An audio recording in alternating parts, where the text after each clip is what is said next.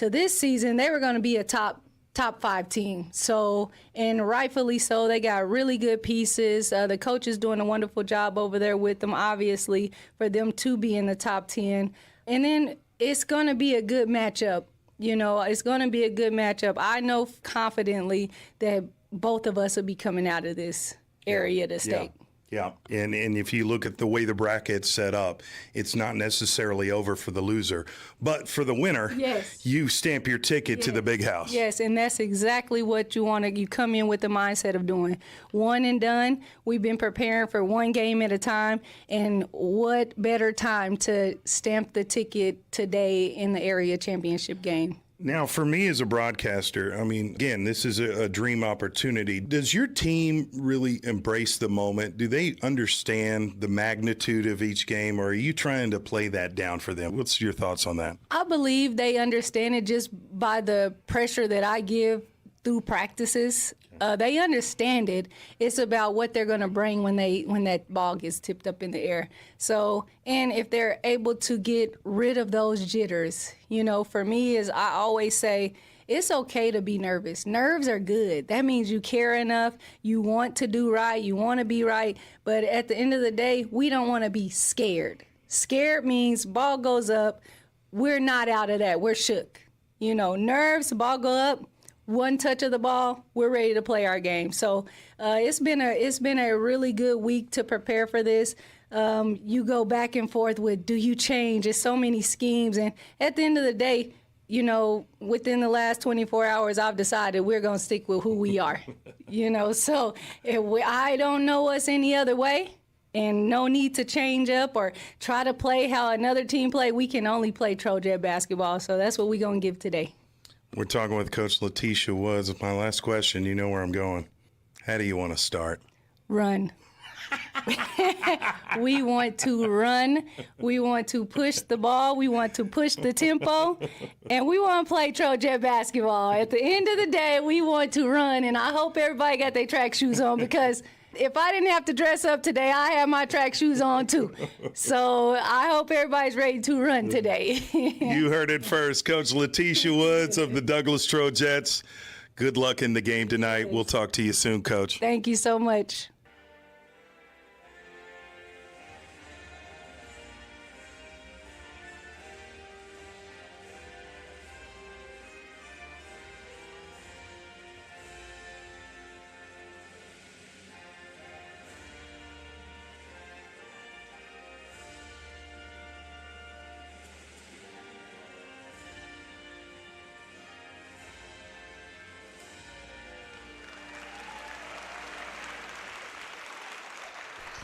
Welcome back to the Area Tournament 2 finale.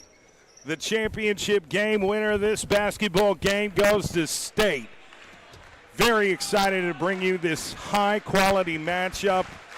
Again, I'm your play-by-play announcer, Jay Swick. To my right is Dylan Treble.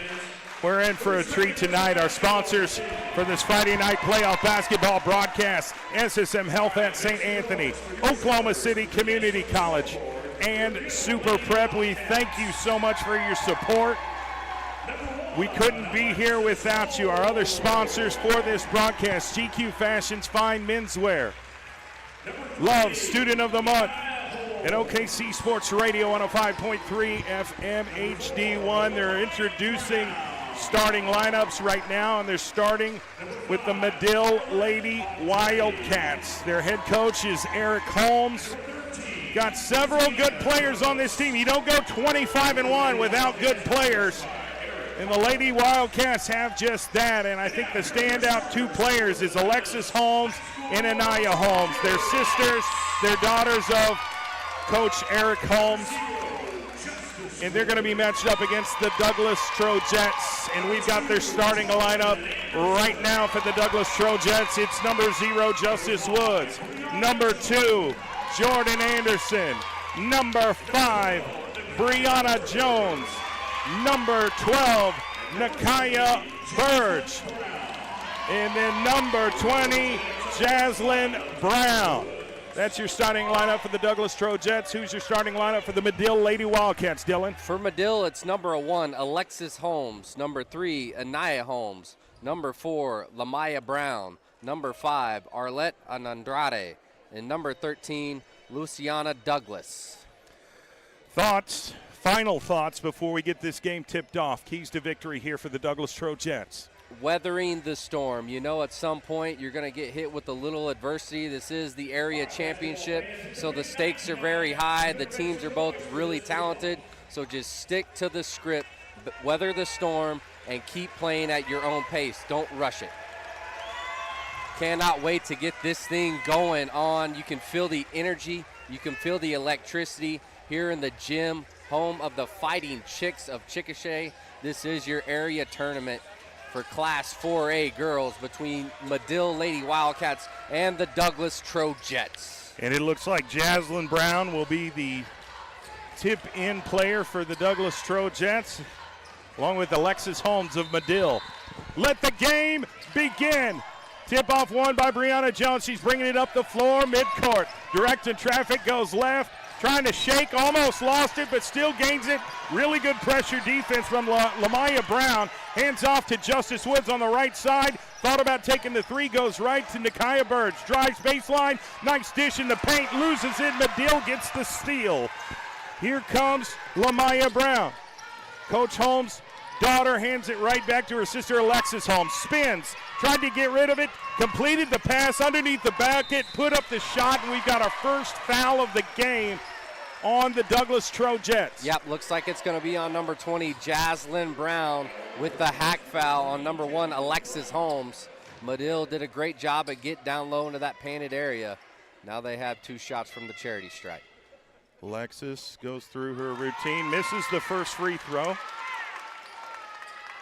Early game. 0-0, 7:26. Nice crowd representing both schools here on both sides of the court. Knocks down the first one, trying to, and we've got a travel. Yep, a travel right here in front of us. And ladies and gentlemen, we're courtside tonight, so we get a different perspective here. We're close to the action. I thought she got hit in the face, but they're going to call a travel there. So Madill will get the ball back. He inbounds it to Holmes. Goes to Lamaya. Lamaya Brown on the right side trying to get pressed. Brianna Jones hands off to 13. And there's a three-point attempt. No good. And looks like Jaslyn Brown's going to get the rebound, push it up the floor. Justice Woods, the star freshman on the right side, showing her great fundamentals. High post, Jaslyn Brown in the paint, kicks it back out. Bad pass, trying to find Nakia Burge. It's going to be Madill Lady Wildcat basketball. Get the ball back. Yep, 2 very early turnovers for the Trojetts. You don't see that, just some early game jitters from them to start. Lamaya Brown, point guard, bringing it up the floor. Brianna Jones right in front of her. Madill up 1-0. Brianna, one of the fastest players in the state, and hit it to Anaya Holmes, who forces her way to the bucket. No good. Rebounded Nakia Burge and stolen back. Still under the basket. Goes left hand. Scores. Alexis Holmes with the bucket, up 3-0. Here come the Douglas Trojetts. Jordan Anderson to Justice on the wing. She goes right, gives it to Brown. Brown top of the key, hands it right off to Brianna. Brianna decides to direct traffic, trying to get Jordan Anderson to come out, hands her the basketball. She goes left. Just trying to decide how they want to attack, and she attacks now. Puts up the shot, and there's a foul on the floor. Yep, clear foul by number 4, Lamaya Brown, on Jordan Anderson driving to the rack. I love that. That's a mismatch for Jordan Anderson. I would definitely stick to that one. Well, Jordan Anderson likes to get downhill, attack the rim. She has a mid-range game, but she likes to attack. Throws it into Brianna, who's calling out the play, communicating with her teammates right now. Goes left to Jordan. Jordan Anderson looking for a screen on the right side from Brown. Now gets a screen from Burge on the other wing. Attacks, needs help, spins, gives it to Brown. Now they're going to restart their half-court set. No shot clock yet, ladies and gentlemen. Maybe next year, that's another conversation. Brianna Jones on the left side trying to shake off Arlette Andrade. Gives it to Nakia Burge. Burge is calculated. She goes left. Now steps back. Shoots the three. Doesn't get it, but what a rebound by Jaslyn Brown. Spins. Gets it stolen by Alexis Holmes. Madill fires it down court to Arlette, no good. Rebounded Jaslyn Brown. Great contest by Nakia Burge. Brown on the right side. Finds Brianna. Brianna goes left. Almost lost control, regains it. Gives it to Justice Woods on the far right side. Goes inside, attacks, mid-range. Commit to OBU. Nakia Burge commit to OBU. Nakia Burge gets it, and she's going to get fouled and go to the free throw line. They're going to call a foul on Alexis Holmes. The Madill crowd does not like it. I get it. But the Douglas crowd does. Yeah, I mean, there was clearly some contact there. It was a block attempt by Alexis Holmes, the freshman guard. And now Nakia Burge, the standout junior for the Trojetts, is at the charity stripe. Well, just the way this going, you can tell the tempo, right? Oh, for sure. Got to knock them down, and Nakia makes it look easy. Two high-level teams going at it for this area championship. We know what we're going to get tonight. 6-1. Can Nakia Burge get it to 6-2? 4:09 left here in the first quarter. It's a heavyweight fight here tonight at Chickasha. Knocked it down, 2-6. Trojetts getting back on defense. Not ready to apply that press just yet. We know they're really good at that. Yeah, probably just filling out Madill, seeing how they want to run their offensive sets. Alexis Holmes bullying her way, kicks it out to Brown for three, no good. Fighting for the rebound, who's going to get it? It's the Douglas Trojetts. Lose control, almost stolen. Almost Loose stolen again. ball all the Loose way down change the on court. the floor. Still loose. Jasmine Got it, gets Brianna Jones to Burge underneath the basket and got the bucket. Wow, that's just pure effort and grit by the Trojetts to come up with that loose change and get the bucket to make it 4-6. 2-point game. Madill with the basketball. Lamaya Brown on Brianna Jones. This is good on good, ladies and gentlemen. She drives, throws it right into Justice Woods, but they're going to call a push on Brianna Jones. Yeah, that's a tough call to make in that situation. But the referees are calling it tight tonight. I'll give them that. They've been consistent early on, both sides. All right, they're going to inbound it. Arlette Andrade gets it to Alexis, who's trying to cross up Nakia Burge. She goes right, kicks it to 13. Luciana Douglas. Douglas almost got it. The pass stolen by Brianna. Still moving the ball, and are they going to attack? Puts up the shot, can't get it to go. Rebounded Jaslyn Brown. Great job on the boards. Gives it to Brianna Jones. Goes far left to Jordan Anderson. Trying to get underneath the goal. Does. Puts up the shot. Gets the foul. Misses the shot, but she'll go to the line for two. That's when Jordan Anderson is at her best. When she's getting downhill, utilizing her speed and athleticism against slower, smaller defenders. Draws the foul that time. Chance to tie this ball game up at 6. Why am I nervous? Why am I nervous? We're invested. It's first. Yeah, so missed the first one, but, I mean, this is first quarter. We got a lot of basketball play. Jaslyn Brown's going to go out. Markia Pratt's going to come in. Sar jump roping over there, just getting warm and ready to go and get this game started for Markia. Makes the second one, 1 point difference. Here comes the Madill Lady Wildcats. Lamaya Brown bringing it up the floor, listening to her father, Eric Holmes. Actually, that's her coach. Although Coach Holmes does have two daughters on the team. All right. Inbounds it. We've got a travel called. Yep, that's exactly right. I saw her take an extra step on the drive attempt. That's Alexis Holmes with the turnover. So now the Trojetts get it back. Madill in this full court pressure defense. And Brianna's going to get it to Justice. Justice on the left side attacks. Great dribbling ability, top of the key through the legs. Pointing, gives it to Brianna. Brianna's kind of the quarterback of this team. She sets everything up. Hands it to Anderson, right side. Justice Woods for three, no good. Fighting for an offensive board. It's Madill, and now they might score on a fast break. Justice did a good job defending it, but they got this shot to go up three. Jordan Anderson, far left side. Goes back to Brianna, middle court, taking direction from Coach Letitia Woods. Now she's communicating to her teammate, go left. Justice Woods in the corner. Now she's going to bring it out to the wing. Goes left, now right off a screen from Burge. Birch, Brianna Jordan fakes a shot, drives, loses control. They're going to call a foul on Madill. Yep, number 1. And that's going to be Alexis Holmes' second foul. And just like that, off of a Jordan Anderson drive to the rack, showing what she does best. She's so fast. Defensive players have a hard time trying to get in front of her. Jordan Anderson gets the inbound pass, mid-range jumper, knocked it down.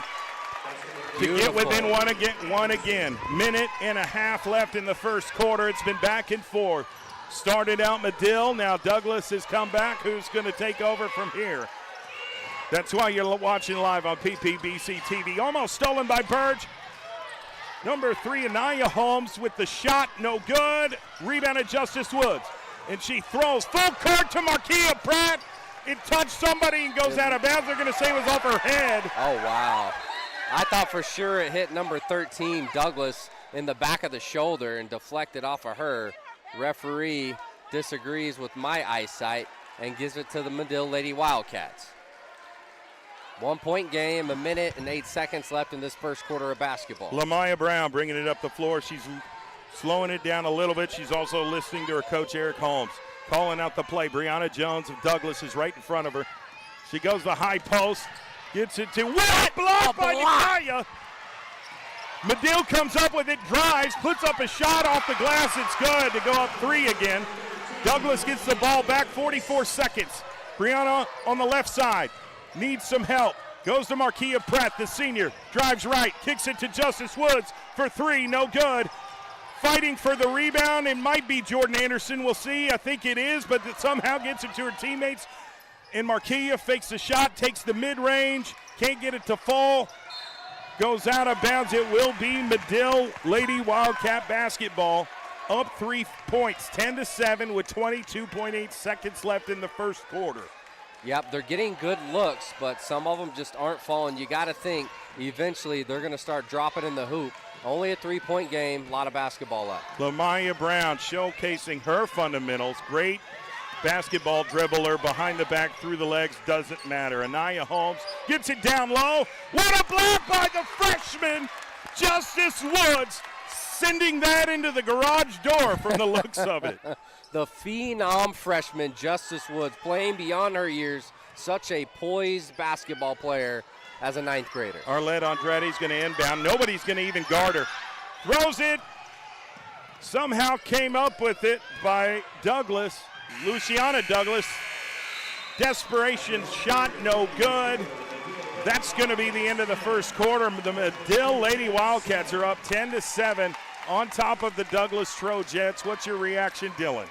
Well, I had a feeling that it was going to be high energy to start this basketball game. You got those first quarter jitters. You got to shake those out. So I think the Trojetts are really going to get something going. They see how Madill wants to play this basketball game tonight. Physical, and Douglas can match physicality with the best of them. So I look for Coach Woods to make her adjustments and for the Trojetts to come out and have a big second quarter. Well, there's a couple one-on-one matchups in this game, the game within the game. This is true. That are really, really nice. First of all, Lamaya Brown on Brianna Jones. That's going to be a battle all night long. And they're both very fleet of foot, I think is a great way to put it, but they're both very basketball driven. Also, Anaya Holmes and Alexis Holmes against Jaslyn Brown and Nikaya Burge. Yeah, that's a beautiful matchup. That is, like I said earlier, good on good. So the winner of this game is it's really a marathon. You're really going to have to stay diligent and not make mistakes. Again, I think it's important to say Madill is 25-1. They're not used to losing. Douglas 18-2. They despise losing as well. So we're going to see how this thing shakes out, get the second quarter action underway right now. Luciana Douglas is going to inbound it to Lamaya Brown. Brown calling out the play right in front of Brianna Jones. She goes right, goes left, stops, high post to Anaya Holmes. Nikaya Birch defending her, trying to get a hand on the ball. Out it to Andrade, now back to Brown on the left side. Coach Holmes is calling plays to his Lady Wildcats. Markia, and there's a three-point shot. Rebounded Nikaya Birch, and she pushes it. Outlet. Gets Markia Pratt on a breakaway. Got the bucket. within one. So impressive how she was able to stop on the dime and get the defender to fly by her and finish the easy lay. Lady Wildcats of Madill up 1 point right at midcourt. Douglas has not pressed yet. We have not seen their press defense. We got a timeout here by Coach Eric Holmes, who's a very well-respected human being. He's very well known as being a really good basketball coach, and he's done a tremendous he's done a tremendous job with this team this year. I mean, you look at the record, you see who they beat. They deserve to be here fighting for a spot in the state tournament. Yep, no doubt about that. The numbers do not lie with their record. They have great players. We've seen it early on in this basketball game. 1 point game. We knew it was not going to be easy for either team to run away with it. It's the area championship for a reason. A ticket to the big house is on the line. It's been fireworks early on, and this is nothing short of what was expected before the game even tipped. Yeah, expect it to be like this all night long. Yeah, I agree. And the good news is we got the boys game following after this. The boys Area 2 championship winner goes to state between the Douglas Trojans and the Ida Bell Warriors. So that's coming later on this evening. But first things first, it's ladies first. Great defense applied is on the inbound pass from Brianna Jones. Lamaya Brown on the right side looking for a teammate, finds it in Andrade. Corner to Lamaya Brown. She will pull up at any point on the floor, so you got to be wary of that. And Ireland Grober with the basketball now gives it back to Brown. Moving along the perimeter. They're going to continue doing that. Hand it over to Luciana Douglas. Luciana hands it off to Anaya Holmes, who's going to attack, put up the shot, no good. Rebound to Brianna, and she's off to the races. They want to get down to score in transition. Dishes to Justice with the jumper. Beautiful drive by Brianna Jones to find number 0, Justice Woods with the midi pull-up bucket. Douglas Trojetts take their first lead of the game up 11-10 with 6:19. Madill on the right side to, what number is she? Is that? That's number Anaya 3. Holmes. All right, here's Andrade trying to get through Justice. Great ball moving, and they tapped. What a block by Justice Woods, and she got hit in the face for that. Yep, she sure did. Are they going to call a foul on him? I think they're going to keep the ball with the Madill Lady Wildcats, but we got to talk about block number 2 foul. for the freshman, Justice Woods. So she blocked it out of bounds. That's why Madill has the possession Correct. of the basketball. Okay. She got hit in the face for that, but all right. Here's Luciana. Loses control, a blocking foul Marquia Pratt. She lost Marquia her, Pratt. yeah, That's she right. lost her footing trying to go side to side and keep up, but loses her footing and trips up the Madill Lady Wildcat, who's number 13, Luciana Douglas. So Madill will throw it in from underneath their own goal. It's number 5, Andrade, trying to find Douglas on the block, and she is fouled. Is that Marquia again, or is that Justice? Okay, that's that. It's going to be on Marquia Pratt, number 4, fouls 13, Luciana Douglas, who is now at the charity stripe for Madill. All right, Luciana Douglas will knock down the first one to tie the game 11-11.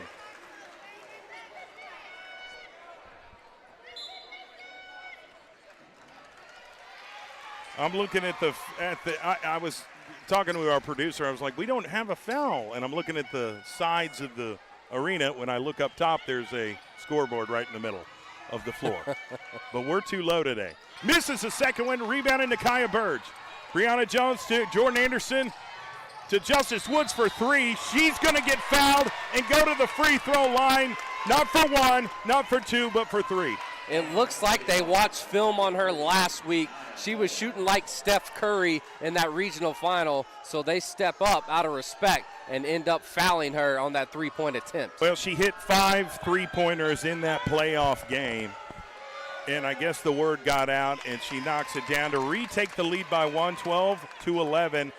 5:51 left here in the second quarter. Stay tuned for our halftime show. We got a lot to talk about tonight. Justice Woods knocks it down to go up 13-11. She'll have one more shot here. We'll see what happens. Rowdy gym. The environment misses the second one.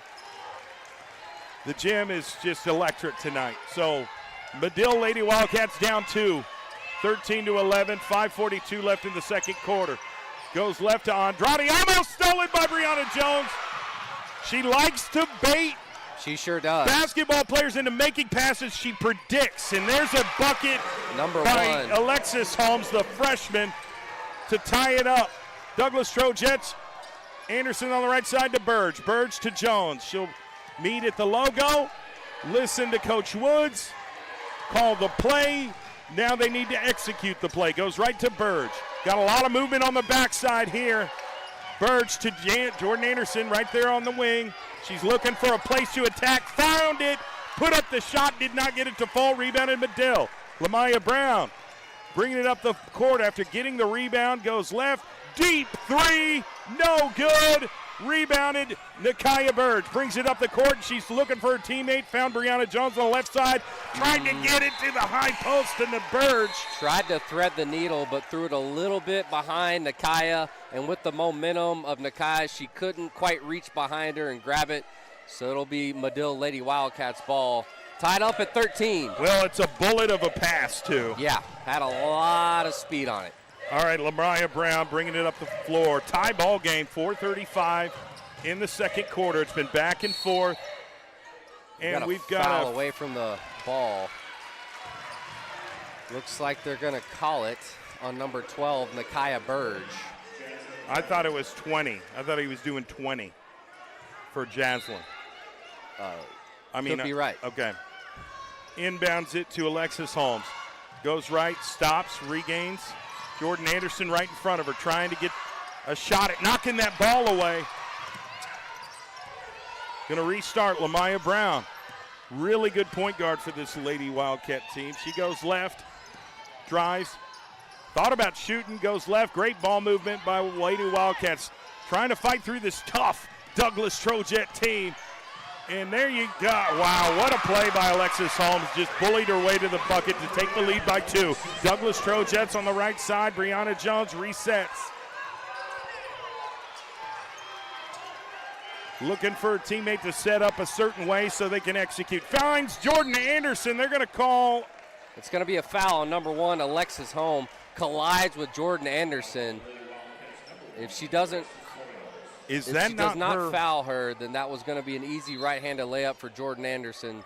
So probably a heads-up play by Madill to avoid the wide-open layup. Alexis Holmes is going to have a seat on the bench. Ireland Grover's coming in for Madill. 3-point shot by Brianna, no good.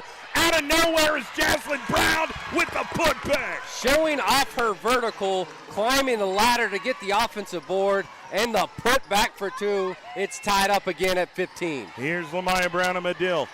Shaking and baking, goes left, didn't find it, and there's a push by Brianna Jones. I don't think she intentionally did that. I think Lamaya Brown was trying to make her right and ran right into her. Just 2 very physical basketball players going at it head-to-head.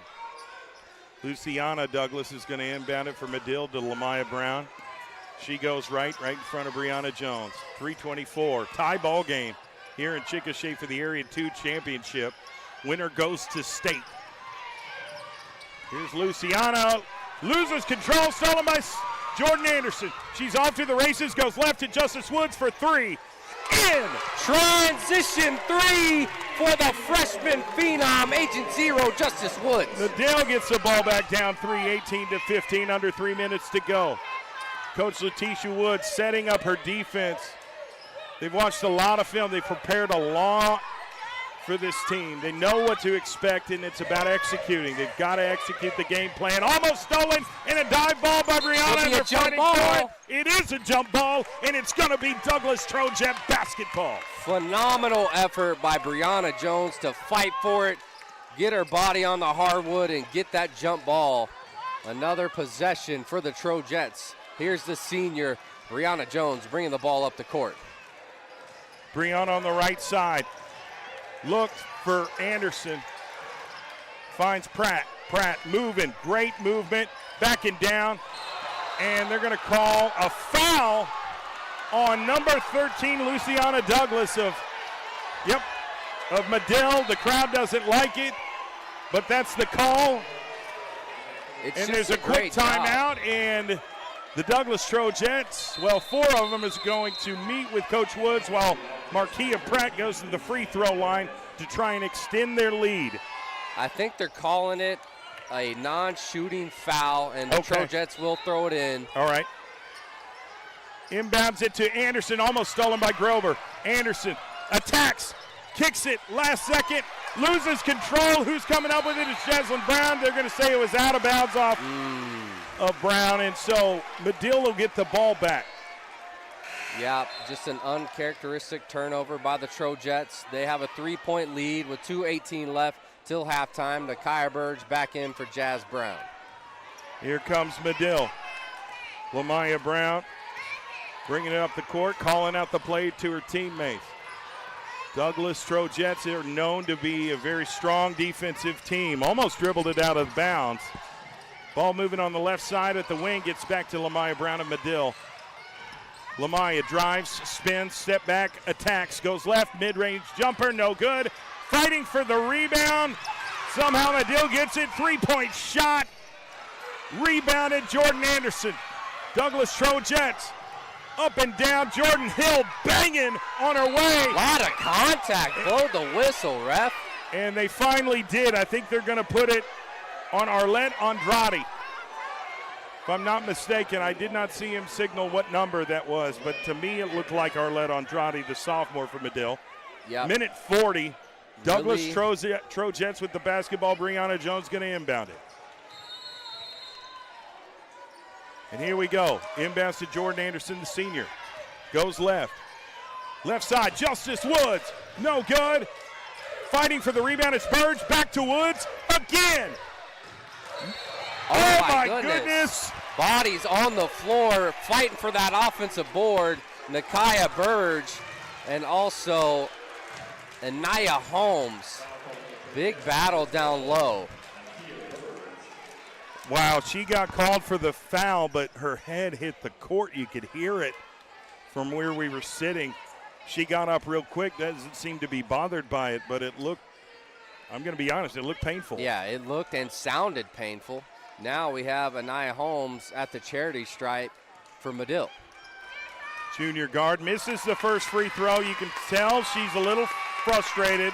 She knows how much every free throw means in this game tonight.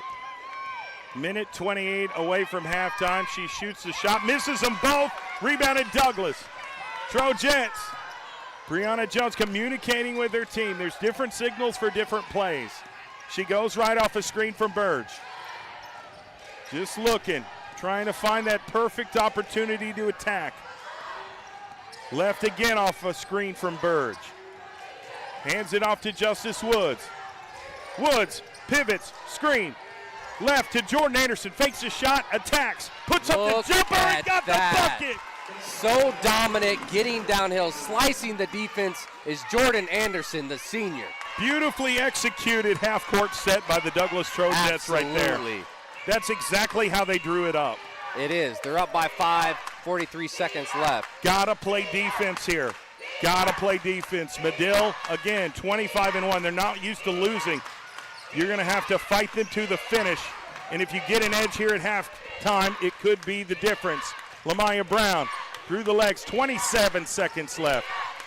Great persistence by Brianna Jones and this Douglas Trojett defense. They love to play defense. 3-point shot, no good. Fighting for the rebound. It goes out. That's an offensive foul on Madill. That's the right call on number 2, Ireland Grover, trying to fight for the offensive rebound. The Trojetts have been battling in the paint all night. Looked to me a little bit of an over the back. Yeah, oh, it sure was. Yeah, most definitely. I'm really shocked that they shot that basketball. I thought they were going to wait until there was about a second or two left, so Douglas didn't get another attempt to score, but now it's Jordan Anderson at the charity stripe for the Trojetts with 13 seconds left. Missed it. It's all right. She knows where the rim is. See if she can concentrate and knock this down, make it a 6-point lead. Cannot. All right, 12 seconds left. Madill with the basketball. 10 seconds left. They can make it a one-possession game if they hit a three. They're calling out the play. 5 seconds left. Lamaya Brown, great defense right in front of her. Puts up the shot nowhere near the rim. Phenomenal defense by Brianna Jones to not even give Lamaya Brown a good open look at that buzzer beater. All right, 2015 scored half. That is a rocket and rolling first half. Yeah. You felt the sense of urgency, at least from our point of view. We're courtside here, and we feed off that energy. And the energy is telling me from both teams, honestly, we're going to work our tails off to get this win. You've got this carrot dangling in front of them called the state tournament. Yep. All right, you'd love to get a head start preparing tonight, Get tomorrow, rest. right? You don't really want to have to come back tomorrow and play Ardmore. Ardmore has worked their way through the consolation round here in the Area 2 tournament. They just beat Tuttle today at 1 o'clock, 54-41.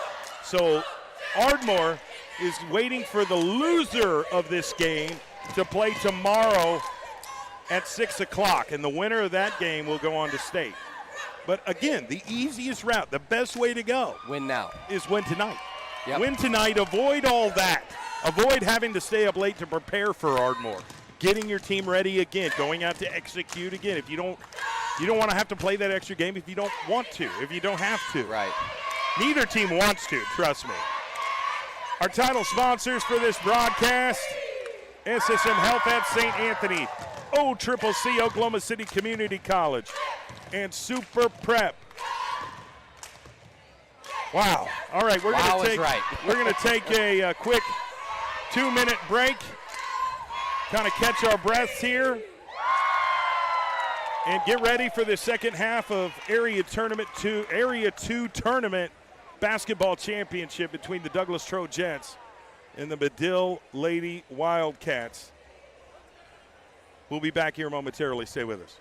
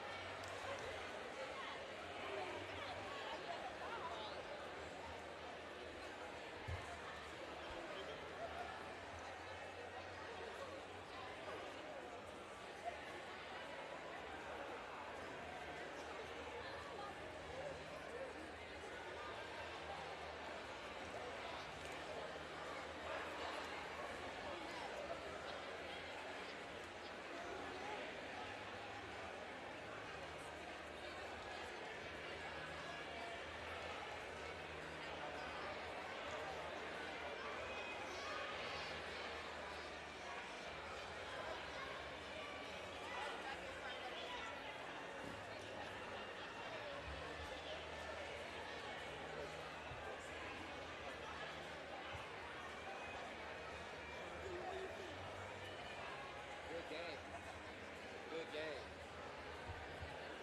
Very competitive. I knew it would be.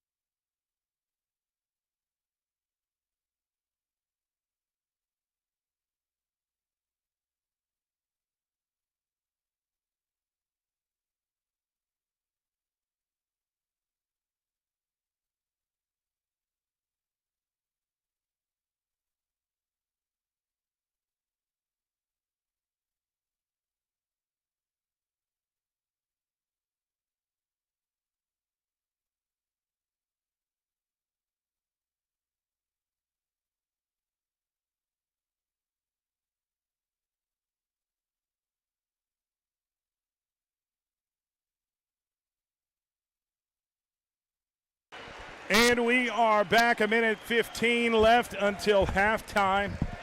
Score here is 20-15. All right, Douglas Trojetts up 5. Started out, was it 6-0 start by Madill?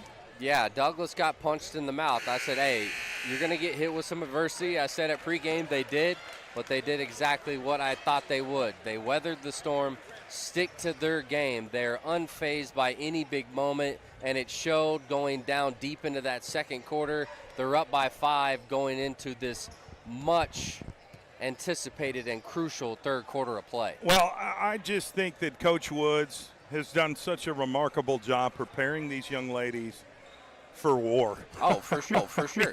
They're battle tested. Nothing shakes them at this point. That's right. And the expectations are obviously really high, but the way they deal with it is play basketball. Usually when I get stressed out, I'll go for a walk around the park, or I'll meet with my therapist or something like that. That's what you do? I don't want to discuss that. That's Okay. private information. It's Classified. HIPAA laws that we can't violate. Understood. But when these young ladies get stressed, they play basketball. Like, that's their comfort zone here. So we're excited to get this second half started. Madill's going to start out with the basketball, inbounds it to Lamaya Brown. Remember, they're down 5 here to start the third quarter.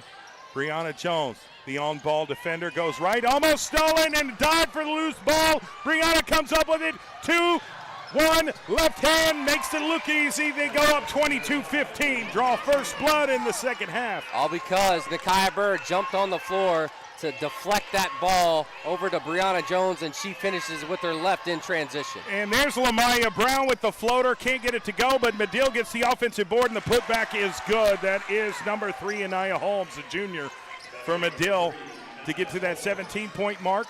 Brianna Jones, listening to Coach Woods, goes left to Jordan Anderson. Anderson fakes the throw, slide steps, goes left, backs up, spins, backs up again, hands off to Brianna.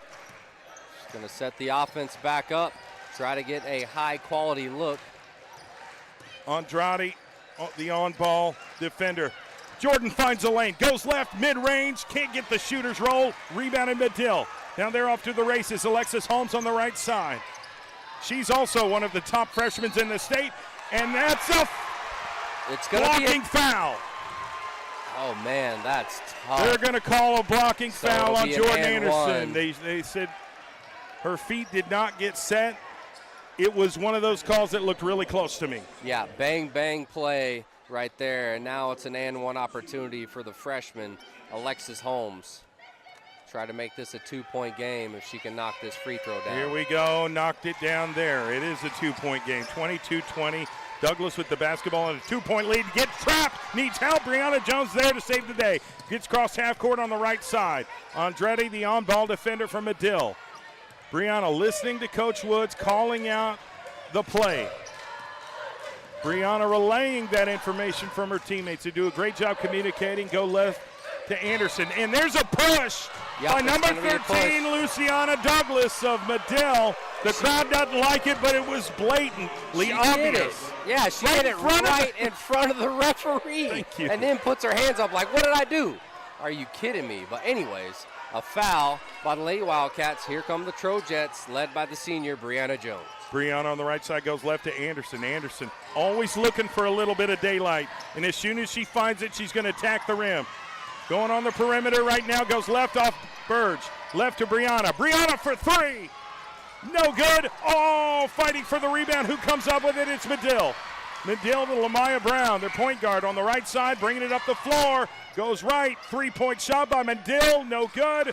Rebound to Kaya Burge. She can also bring it up the floor. Looking, attacking, right hand. Can't get the Jaslyn Brown with an unbelievable rebound. Putback is no good. Rebound to Madill. Lady Wildcats fighting really hard. Now they're going to try and attack the rim. Puts up the shot, no good. Fighting for the rebound. Can't see who has it. It's a fight. Somehow Madill came up with it, missed it. Douglas Trojetts get the ball back. Justice Woods on the far left side. Through the legs again. Great fundamentals by the freshman. Hands it off to Brianna Jones. I think the crowd wants a double dribble or something. High intensity right here. You can just feel it in the gym. Jordan Anderson calling for a screen.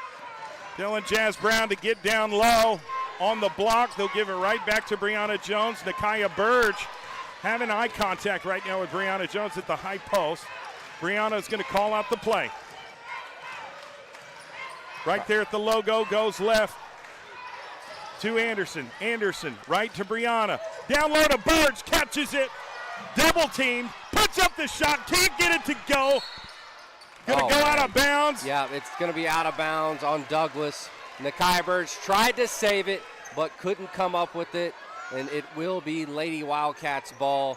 Nakia had a couple good looks, but they just rimmed in and out both times. Still a 2-point lead. Is this not an absolute defensive battle right now? Like, to get a bucket is so expensive. It really is. Here's Lamaya Brown of Madill. Hands off to Andrade. Goes left. Justice Woods, the on-ball defender. Nakia Burge steps up to help. 3-point shot by Madill, no good. Rebound, Jaslyn Brown. Gives it to Bree. Bree's bringing it up the court. Goes left. Goes left again. Jordan Anderson on the wing. Left side screen. Attacks. Left hand. Puts up the shot. Gets it to go. How did she make that layup? I have no idea, but that's elite level basketball by Jordan Anderson. Madill Lady Wildcats. Down 4. Goes right. Off a screen. Now goes left. Gives it back to Holmes. Left hand. It's good. That was a beautiful offensive execution Great there. passing. Pass Burge. complete. Goes out of bounds. They're going to say it was off of Alexis Holmes. It will be Douglas Trojett basketball. Yep, that's exactly right. They tried to feed Nakia Burge in transition, but it was deflected out of bounds by Madill. See what kind of inbounds play the Trojetts are going to run. Trojetts doubling somebody. Well, actually, they're on offense, so Jordan Anderson got the inbound pass on the right side. Calling for a screen, fakes the screen, attacks it, got it blocked. Stolen by Madill, and Brianna Jones is in there. Trying to get that jump ball, but the referee calls a foul on Brianna Jones. Not a lot of contact there, but Madill gets the basketball down by 2 with 3:31 left in the third. Arlette Andrade inbounded it to Brown. 3:25 left in the third. 2-point difference here, ladies and gentlemen. Heavyweight matchup here tonight in this area championship. Madill down 2. Had a successful possession. Got to the bucket efficiently on the left on the last possession. There's a quick timeout by Coach Holmes. And Coach Letitia Woods is going to meet with her team too. So welcome to real postseason basketball. There's only so many spots in the state tournament. 8 spots in the state basketball tournament, and one of those spots is on the line tonight at Chickasha. And my goodness, this has lived up to the hype. 2-point game deep into this third quarter of basketball. Both teams have went on their runs. Both teams playing really high-level defense to make it a low-score game. It's only 24-22. That's big credit to the defense by the Lady Wildcats and the Trojetts. So Douglas will start out with the ball here on this series. That's right. All right, we'll get Disregard it back to the game it's here. Madill basketball. Madill's going to inbound it. They'll have a chance to tie or even take the lead. But Jaslyn Brown, one of the top defenders in the state, steps up to be the on-ball defender. They go right away from Jaslyn, and I understand. Great defense by Justice Woods, making it really difficult. Now they're going to back up and try again. Lamaya Brown on Jaslyn Brown. Made the best Brown win. I thought that was awful close to an illegal screen. 3-point shot. No good. Rebounded Nakia Burge. Missed on the reach-in foul, but that's all right. Justice Woods gets it. Dishes to Brown. No good. Fighting for it. It's the Trojetts. Top of the key to Justice Woods. Attacks. Great ball. What moves? Can't get it to go. What rebound by Burge? No good. Finally rebounded by Madill. I don't know how many offensive boards. She has a lot of rebounds total on the night, but some of those putback attempts just aren't falling. Going to call a foul on Jaslyn Brown. She plays very physical that time. They get her on the block attempt with a foul. All right. So, Jaslyn, is that foul number 3 for her? It's the third team foul of the quarter for Douglas. Chance to tie this game up by Lamaya Brown, the junior point guard for Madill. Now describe the shoes that the Douglas Trojetts are wearing this evening. They are Team Jordans. Not really sure the exact model name. They just came out this year. I think it's called like the Here edition, something along those lines. Well, it's a bright orange that goes well with the Douglas Trojetts. Puts up the shot, gets it to fall. Tie ball game here at Chickasha for the Area 2 Tournament Championship. 24-24, 2:05 left in the third quarter. Justice Woods on the left side. Goes right to Jordan Anderson, the senior. Back to Woods. Woods for 3. No good. Madill comes up with the rebound, fires it down court, almost stolen. Long 2 from Madill, no good. Rebounded Douglas Trojetts, and it's off the foot. Man. It We will have be two Madill Trojetts basketball. fighting for the rebound. Jazz Brown and Marquia Pratt both trying to go for it, and it ends up going out of bounds. So now Madill Costly gets turnover. it right back. An opportunity to make it a lead change. We're tied at 24. Madill's going to inbound it. Almost stolen by Burge. Fighting for the ball. It is Burge that gets the steal. Justice Woods down low. Puts up the shot. Bucket, Jaslyn Brown. How about the effort of Nakia Burge to come up with that steal and get it down the court to finish by Jazz Brown. Absolute hustle play by Jaslyn Brown and that whole Douglas Trojett basketball team. Lamaya Brown almost slipped and fell, gave it to her teammate. Almost traveled. Andrade on the right side. Justice Woods, the on-ball defender. Give it to their teammate.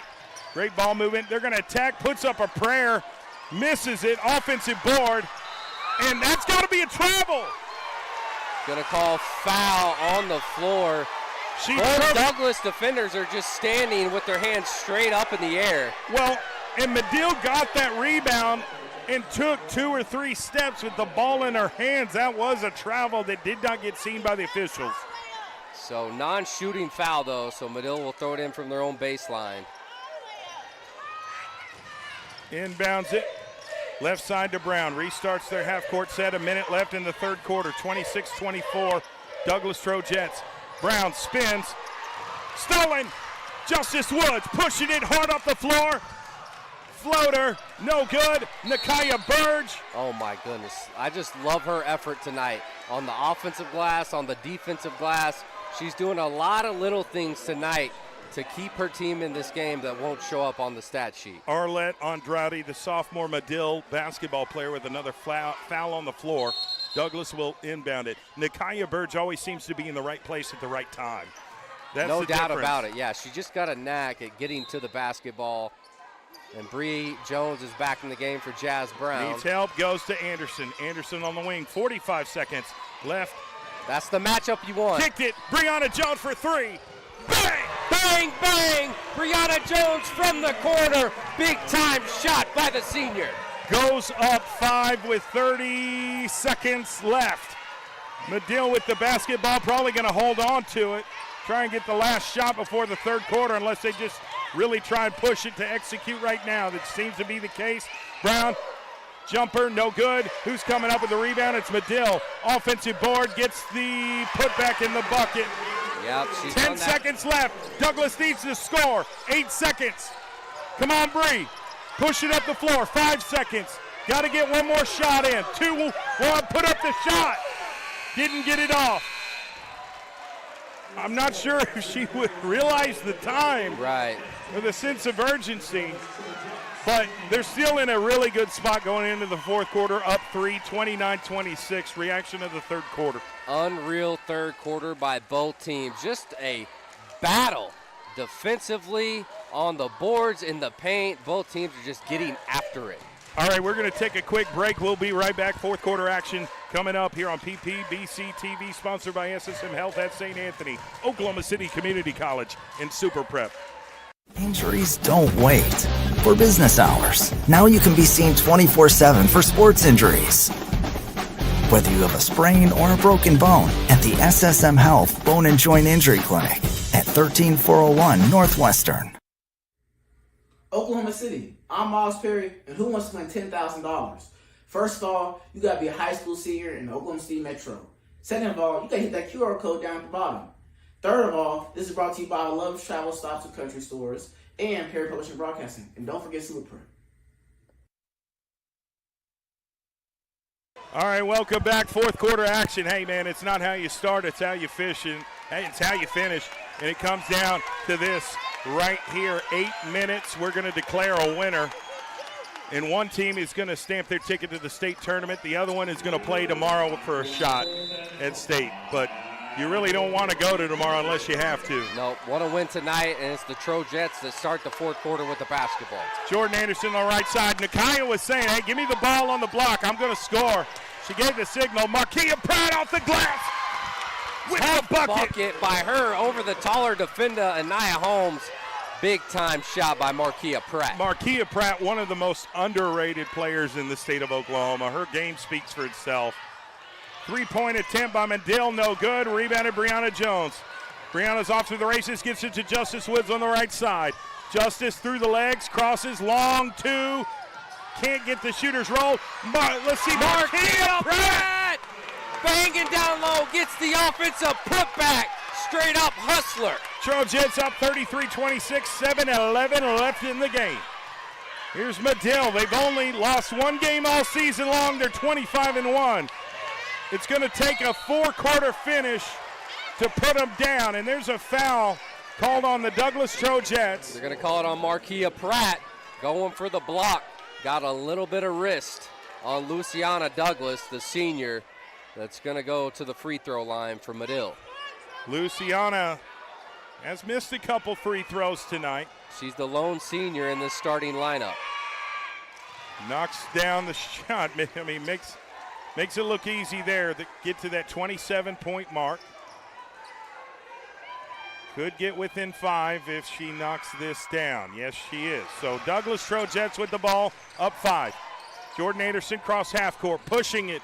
Losing control, goes out. They're going to call a quick foul. Yep, it's going to be a foul on Alexis Holmes. A reach-in foul. Actually, no, there's no foul. They're just saying Madill knocked it out of bounds. Oh, okay. So no foul on that play. 6:55 left. Brianna Jones calling out the play on the right side. Justice Woods on the right side, goes to high post into Kaya Burge. Attacks, jump step, gets it blocked, somehow gets the ball back. They're going to call a foul on the floor against the Madill Lady Wildcats on number 1, Alexis Holmes. Great job on Nakia Burge to get downhill. First shot attempt blocked, but she gets her own rebound, goes back up, gets fouled, but it is on the floor, so they'll throw it in from the baseline. And they go up top to Jordan Anderson on the right side. Through the legs, screen, great penetration. Floater, gets it to go. The float game is strong with the senior Jordan Anderson. Committed to Oklahoma Baptist on a full ride scholarship to play collegiate basketball. 35-28, 6:25 left in the game. It's coming down to the final minutes. Here live on PPBC TV. What a block by Justice Woods. Comes up with a steal. Fires down court. Brianna Jones. Got it. The track star showing up her speed, getting down the court and beating the defense. Finishes with her right-handed layup. Taking momentum, Coach Eric Holmes of Madill had to call timeout to stop the bleeding. 9-point lead by the Douglas Trojetts, their biggest lead of the game. But it's going to take everything that they can to hold on to it. Let's take another quick commercial break. We'll be right back. Oklahoma City, I'm Miles Perry, and who wants to win $10,000? First of all, you got to be a high school senior in the Oklahoma City Metro. Second of all, you got to hit that QR code down at the bottom. Third of all, this is brought to you by Love's Travel Stops and Country Stores and Perry Publishing Broadcasting. And don't forget Superprint. Hey sports fans, get ready to step into the world of championships with Super Prep Live, hosted by Miles Perry. Only on OKC Sports Radio 105.3 FM. Dive deep into the lives of high school and college athletes with exclusive interviews and insight that reveals what makes them great. Follow Super Prep across all social networks to never miss a moment. It's Super Prep Live with Miles Perry. Tune in, get inspired, and stay connected. Visit OKCSportsRadio.com. All right, we are back. 6 minutes, 12 seconds left in the Area 2 Tournament Championship. Winner goes to state. Trojetts up 37-28 right now. Have all the momentum until Madill called a timeout. Now it's back on defense for the Trojetts. Here comes Madill trying to fight their way through it, and now Brianna Jones gets the jump ball. That's all-out effort play, Dylan. It is high IQ basketball play by Brianna Jones. Possession arrow is in favor of Madill, but it will stay with them, but the arrow will obviously switch to Douglas. Here's Madill with the basketball. It's number 1, Alexis Holmes, to the point guard. Number 4, Lamaya Brown. Brown, right, goes left. Attacks, kicks it to the corner. She's going to bring it up, has to fight through Micaiah Burge. Tipped it, stolen by Douglas. Fires it to Brianna Jones on the right side, 2-on-1. She's going to take it herself. Bang! Back-to-back buckets by Brianna Jones in transition. She is too fast. Madill Lady Wildcats down 11. Lamaya Brown with the floater and 1 bucket for the Lady Wildcats. All the momentum was in the Trojetts' favor. That was one way to try to calm the crowd down, answer the call. Lamaya Brown to the stripe and 1 opportunity. 9-point lead for the Trojetts. Bree gets a rest on the bench, and Jazz Brown comes in the game. Big-time free throws for Madill. They've got to take advantage of this, and they missed it. Rebounded Burge. Burge to Brown, Brown to Anderson. Jordan Anderson bringing it up the floor. Goes left to Makia Pratt. Throws cross court to Justice Woods. Goes right, fakes right, hands off to Brown. Mid-range jumper. Can't get it to go, and it gets knocked out of bounds. I think it's going to be Douglas deflected basketball. Out of bounds by number 4, Lamaya Brown, trying to come up with the loose ball. Stays with the Trojetts. Here's Justice Woods to throw it in from their own baseline. Gets it to Jazz Brown, back to Justice Woods in the corner. I thought she was going to shoot it. I really did. Now they're going to slow it down. Jordan Anderson right there at the top. 5 minutes away from crowning an Area 2 tournament champion. Justice Woods to the left side. Looking for her teammates. Goes right. Floater off the glass. Draws the foul.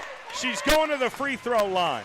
Great job getting downhill, getting to the paint, putting the pressure on that Madill defense to try to defend without fouling. That time, the freshman phenom, Justice Woods, draws the foul. She's at the charity stripe.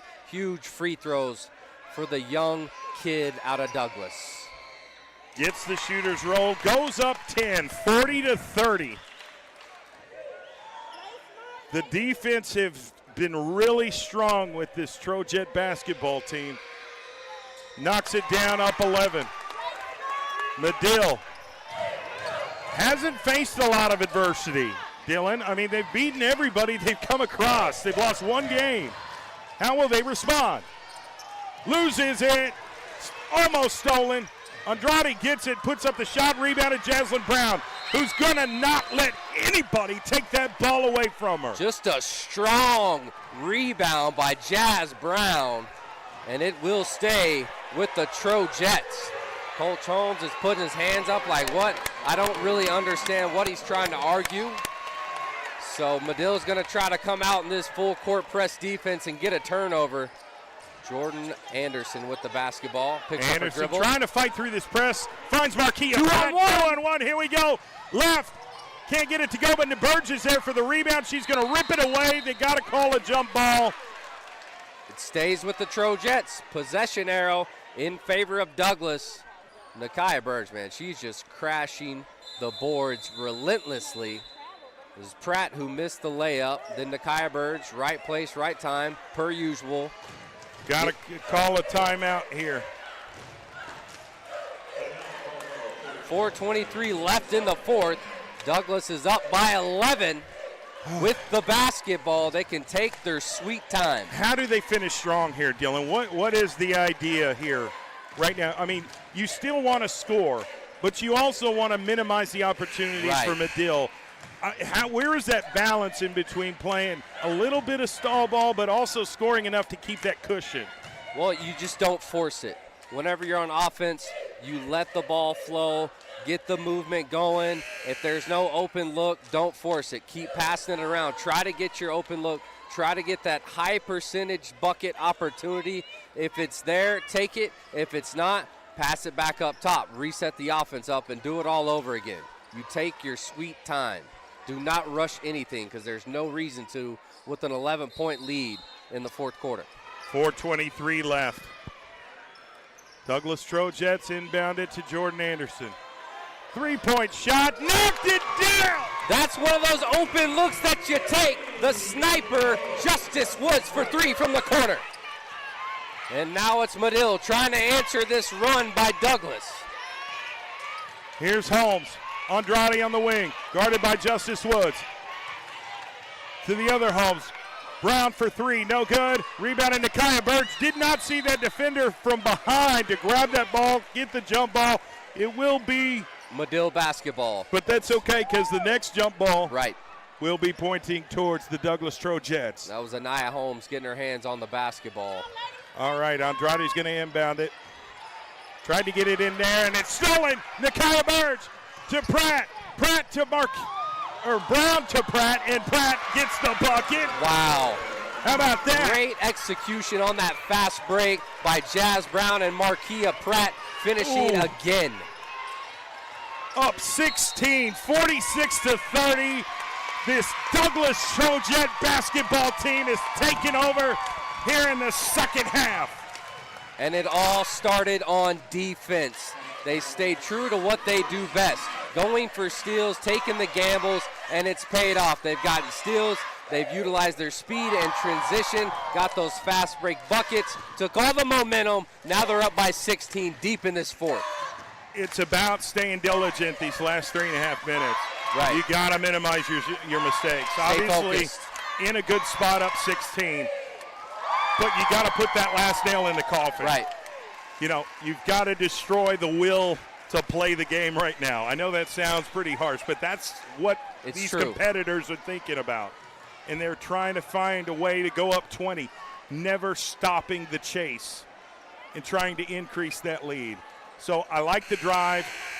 Douglas has done a really good job of crashing the boards this game, especially the second half. Nakia Burge, my goodness. And not only are they getting stops, they're turning those stops into points. It's one thing to get stops, but if you can't score, they're useless. Yep, capitalizing on their opportunities. And here they go again. Madill has the basketball down 16. Holmes.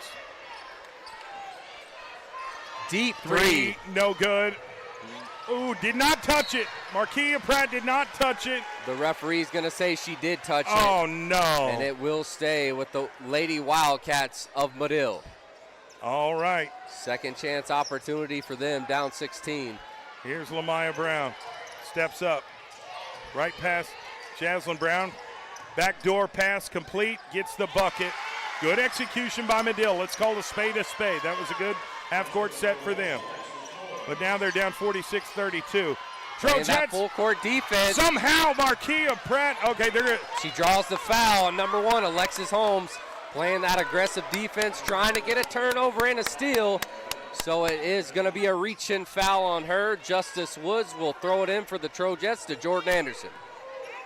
3 minutes, 5 seconds away from winning this game. Trojetts have to hold on. Goes left to Woods for three. No good. Jordan Anderson with the rebound and the putback. It is good. They do such a good job at crashing the offensive glass. It's the senior Jordan Anderson right there to put it right back up for two. Still strong defense. Oh, kicked it. Jordan Anderson, I think she touched it, and they're going to point it. Go for it. Couldn't corral the basketball. Goes out of bounds, so it's still Lady Wildcats basketball. They're down 16 with not much time left. It's not on their side. 2:38 left in the fourth quarter. All-out hustle by this Trojett basketball team. That's the way they practice. That's the way they play in the games. And almost stole it, just tipped the pass. Great ball movement by Madill. Three-point shot, knocked it down. Got to stop this. Yep. They got a little momentum now. Trying to fight through this press. Jordan Anderson gets it to Pratt. Pratt to Anderson. Anderson steps up, goes right to Woods. Gets past half court. Woods going to back it up. Coach Woods saying, hey, let's restart. Let's restart this. Let's take a few seconds off this clock before we start to attack. Woods for three. No good. Who got the rebound? It's Madill. Fires it full court to Holmes. Left hand, it's good. Making a little bit of a comeback here. Douglas has got to calm down. Stay Still true. up 11, though. Still in a good spot. A minute 45. Trap, tried to trap, goes left to Pratt. Markeia Pratt left side to Woods for three. No good. Fighting for the rebound, it's Douglas. Jaslyn Brown with the rebound and the putback. What a play by the senior Jaslyn Brown. That's comes all out of effort. nowhere to make a play for her team to get to that 50-point mark, up 50-37. We've got Lanaya Brown on the court right now. That's not what writhing you want to in see. pain. Because even if they can't win this game, they're going to need her trying to go down the stretch and make a state tournament run. They're stretching it out like it could be a cramp. I'm hoping that's the case. I think that's going to be the case. I don't think Lamaya Brown has stepped off the court all night. She's played every second in this game, and she's giving everything she's had. So a lot of respect to her. Just glad to see her walking off the court on her own, because they need her going into this state tournament run that they're trying to go on. They're down big. 13-point lead for the Trojetts. Madill got hit with adversity real quick. Made a few shots, trying to come back, but Douglas just keeps answering the call over and over again with their offensive rebounding, their putbacks, points in transition. Like you said earlier, Swick, they are in a phenomenal spot deep in this fourth quarter of basketball. Just trying to figure out how you play out this last minute and a half. I mean, you just can't make mistakes. It's Douglas's game to, when they're up 13 points, you just got to stay strong and let this clock tick out, man. Right. And force Madill into putting you at the free throw line. I like this free throw shooting ability of this Douglas Trojett basketball team. They don't panic. You don't see them really look uncomfortable shooting the free throw shot. So if you need to lean on them to finish this game from the free throw line, by all means, go ahead. Minute 33 left until we crown the Area 2 champion and stamp their ticket to the state tournament next week. Madill with the basketball, goes out of bounds. Bad turnover for the Lady Wildcats. Credit the Douglas Trojett defense. Shaking them up. Yeah, they got them shook up for sure. They're rattled right now. Well, Madill is 25-1, but they have not played a team the same caliber at all of the Douglas Trojetts. Kickball against Madill by number 1, Alexis Holmes. So it'll stay with the Trojetts. Madill still in that full court defense, trying to get a turnover to make it a game. Fires it to Anderson on the right side. Finds Burge. Oh, just off the fingertips. Goes out of bounds. She would have had a wide open layup. Just couldn't corral the pass. She tried to turn around at a really difficult angle to catch it. Here comes Lamaya Brown. Seems to be all right. It was a cramp, obviously, so thank God it's nothing more serious than that. And they going to call a foul on Jordan Anderson or Nakia Burge. It'll be Jordan Anderson with the foul. Minute and 3 seconds away from victory for the Douglas Trojetts, barring any massive meltdown. Right. We will be talking to one of the Douglas Trojetts. We've talked with Coach Woods and said, hey, send a player our way after the game. Win or lose, send us a player. So we'll be talking with one of these Douglas Trojett basketball players here after this game. Stay with us. And then immediately following the game, we got the boys game. The Area 2 Tournament Championship on the boys bracket. Inbounds it to Burge, fighting for the ball. It's going to be a jump ball, and that should be Douglas. It Yep, is. that's exactly right. Possession arrow in favor of the Trojetts. Much needed break right there for Douglas, because it is desperation mode for Madill. So they're going for every loose ball, trying to steal it. Brianna Jones saying go, go, go. Completes it to Jordan Anderson, 2-on-1. Goes to Pratt. Oh, yes. That is great execution with that old school bounce pass to Marquia Pratt with another finish in transition. 3-point shot, desperation three, no good. Tipped it. Madill comes up with it. Another 3-point shot, no good. Rebounded Justice Woods. She's off to the races. Look, down low to Burge. Nail in the coffin. And one bucket by the junior forward for the Douglas Trojetts. And the no-look dime by the freshman phenom Justice Woods to number 12, the do-it-all player Nakaya Burge, and one opportunity, one free throw to go for that young lady. Misses it. 25 seconds left. The writing's on the wall, ladies and gentlemen. I'm not going to say it out loud just yet, but here momentarily, we will announce the winner of this game. Madill just hasn't seen anything like this Douglas Trojett team before and don't know how to handle it. Nakaya Burge on the right side. 2-1. The Douglas Trojetts are Area 2 tournament champions, and they're going to the state tournament. Wow, wow, Their goal wow, wow. is to chase the gold ball and win the first state championship in Douglas girls basketball history. That is their goal. They And are their one journey step closer. continues. Yep. One step closer to that goal of raising up the gold ball, bringing it back to the east side, hanging a banner. Now they are going to the big house at the State Fairgrounds Arena with 3 games to their ultimate goal. They got 3 more games to go in order to lift up a gold ball and bring a state championship back to the east side. And there it is. Let those young ladies celebrate this very, very special moment. All right, here we go. Here they are. The Douglas Trojetts. Unbelievable. Brianna Jones holding up the trophy. You got to be happy about that. And now we've got the boys about to begin here momentarily. Wow, what a basketball game. Trying to get a picture together. Came down to that fourth quarter, and when push came to shove, Douglas was able to use their conditioning and finish strong and overwhelm Madill, because most teams can start out strong against Douglas, but when it comes deep down to that fourth quarter basketball, are you going to be able to run with the Trojetts? Let's go, Devon!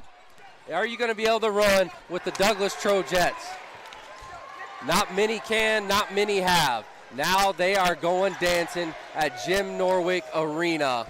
The last time that we will ever have games there. It'll be a special moment. What's up, Steve? What's up, baby? Here we go. We're going to start our pregame for the boys team. And we're going to start with a conversation that I had with Coach Steven Alexander and his assistant coaching staff. I want to go to that here momentarily. Wait 1 second. We've got Nakaya Burge coming our way. We're going to talk with her. Got a headset out here. Nakaya, what a game it was. Hard fought game tonight. You're our super prep player of the game. Just talk about the fight. It was a gritty performance, and your Douglas Trojetts took control in the second half. It was obvious. What are your thoughts? Yeah, we knew it was going to be a hard fight. This is area, so we just came in here focused, knew what we need to do, was a little bit shaky, but we never had a doubt in our mind that we weren't going to win this game. I mean, we knew what we came to do, and we did that, and we pulled it out just like we knew we were. I mean, like we always say, there's nobody in this state that is better than us. And if we keep that in our mind, it's going to keep showing out just like it did today. I thought the way you and Jaslyn Brown and several other of your teammates battled, Alexis Holmes, Anaya Holmes, and just some of the other players, that was just an aggressive game, and you had to be happy with your performance. But obviously, like you said, you expected that result, and you got it. Right. I mean, yeah, we've been practicing. Like I said, we always do what we need to do at practice to get ready for the games. So we do what we need to do. We get that chemistry, and we work on the court. We work. Junior forward Nakaya Birch, congratulations. You're going to state, girl. Thank you so much. All right, let's talk with Justice Woods, who hit some big-time shots tonight. I mean, it was just the execution, especially in the second half. What was talked about at halftime? It was close. At half, we just really talked about locking in and continue to do what we do and play as a team and play how we know how to play and not let their speed dictate who we are and come out ready to play. Well, you hit a couple big buckets from the perimeter. I mean, going back to last game, you've just been finding rhythm offensively. You're in the zone. This is what you've been practicing for, preparing for. What did it feel like when you hit those three-point shots?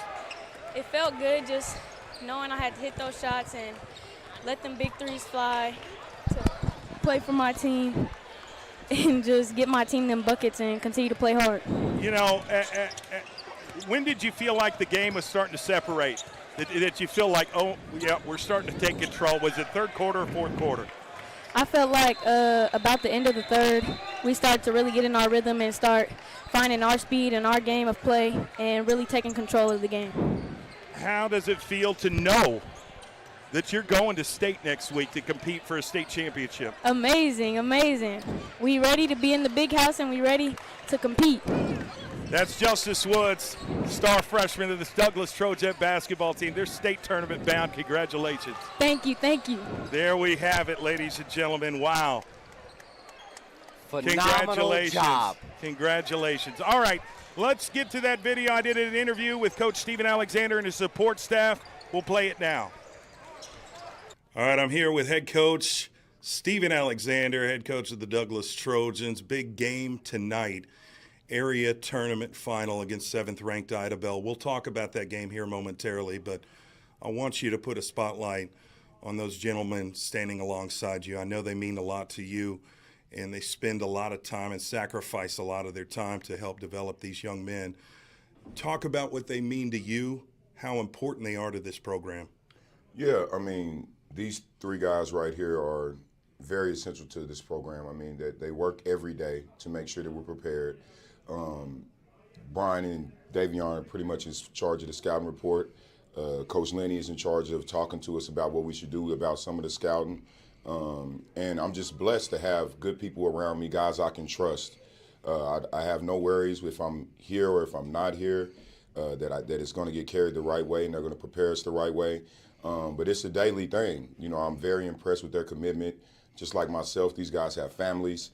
And they're underpaid, just like anybody else. These guys deserve more, but they donate their time because of their passion and how much they really care about this program and myself. And for me, I'm forever indebted to these guys, and I'm excited about not only what they've done to improve our team, but in the future, if they decide to do something different as head coaches outside of Coach Burt, who's already been one, I'm excited to see what they have to offer. Coach Burt, let me ask you about that. You've got experience and you know what it's like, to win a championship. And how have you relied on that experience to better this team? Well, I think that, first of all, I'm happy to be a part of a great program. Coach Alexander allowed me to come and be a part of it. And I think that I just go off his vibe and his leadership that he's showing. And I'm not trying to come in and redo anything. But I know that this time of the year, I think that sometimes you need more than 2 eyes, 4 eyes, 6 eyes, 8 eyes, whatever it may be. And I think he trusts and value like my aspect of some of the things I've been through, because we came from the same cloth. hard-nosed, hard-working. But we know that this time of the year, like I said, it's the playoffs, so it's meant for players. And I know that this staff and Coach Alexander has prepared them the proper way for them to excel, and the players are going to come up. And I think that's what makes it just a great time of the year. You know, you've already did everything to get you to this moment. Now it's for you to trust in them and not overcoach them, not push them to the point where they're uptight, they're loose, but it's a loose laser focus. And I think he's the best in the state at doing that right now, and the staff is as well. So I'm just happy to be here, a part of it, and wherever I can add to a little bit, you know, here and there, whether it's offensively, defensively, or just counseling sessions on the bench or whatever it may be, or something I may see that's on the court. You know, he's open to anything that I may ask him. And if he says no, it's good. If he says yes, it's good too. So it's time to go win it. Coach Jones, you've been on the staff for several years now. You work a lot with the guards, and this is such a guard-heavy team. When they play well, it's such a credit to you. Talk about your experience, just coaching the guards specifically, but just your experience being an assistant under Coach Steve. Well, Coach Steve gave me the guards last year when he separated the positions. Coach Ryan normally works with our forwards, and I work with the guards. It's just a lot of daily grind. I'm a big fan of proper preparation alleviates poor performance, so I have to make sure that my guys are getting a lot of shots up because we do shoot a lot of threes, and I love them when they go in. Everybody loves them when they go in, especially Coach Steve. And then I'm just actually grateful to even get the opportunity because I don't think a lot of coaches in this state would have gave me the opportunity that this man has given me. So I cherish that. It means everything to me to make sure that my guards are ready to perform for him. Coach Davis, talk about coaching these big fellas. I mean, there's a lot to like about this team with Snoop Ransom, Chris Harris, Deshaun Thomas. The list goes on. You've got but Tyler Williams has been outstanding this year. What's it been like coaching those guys? Well, it's been fun. Every year you have new challenges. Kids come in with expectations. But it all takes one thing, and that's work, right? We always say it's no magic bullet. There's nothing I can give you. All I can tell you is it's going to take day-to-day grind. We get 1% better every day. And towards the end of the year, we hope to be playing our best basketball. So those are our goals. We're realistic in how to get there because we just know that we have to outwork everybody, right? That's the realistic thing. Other than that, we come in every day, we put our heads together. Coach kind of gives us the flow and how he wants it to go. And then we follow that and then push the boys a little bit further afterwards when he lets us get free reign with them to kind of get them into those modes, finding their go-to moves, making sure they're ready to rock and roll, just preparing, like you said, with the preparation part of it. Coach Steve, with every game that passes, it becomes more and more important, and you're playing better and better teams, and you've got a good one tonight against Ida Bell. Talk about that matchup and the mindset going into it. Just really impressed with how hard those guys play. They play together pretty well. They have a few guys on the team that can really shoot the basketball. But not only that, they got some good athletes. And when you run into good athletes, you have to play sound basketball, disciplined basketball, and make sure that you're in the right spots at the right time. So, yeah, we're looking forward to every single game we can have together as a family. You know, at this point in the year, you're literally playing so you can play another game. And that's what's most important part for us and this rest of the staff that isn't here right now is we like being around each other. We like preparing these kids, and these kids like being around each other. So for us, it's just all about fighting for one more victory, one more game is what it's all about. This week of preparation, I know you guys have been working hard at it. What has it been like, you know, preparing for this game, and how do you feel like your guys have responded?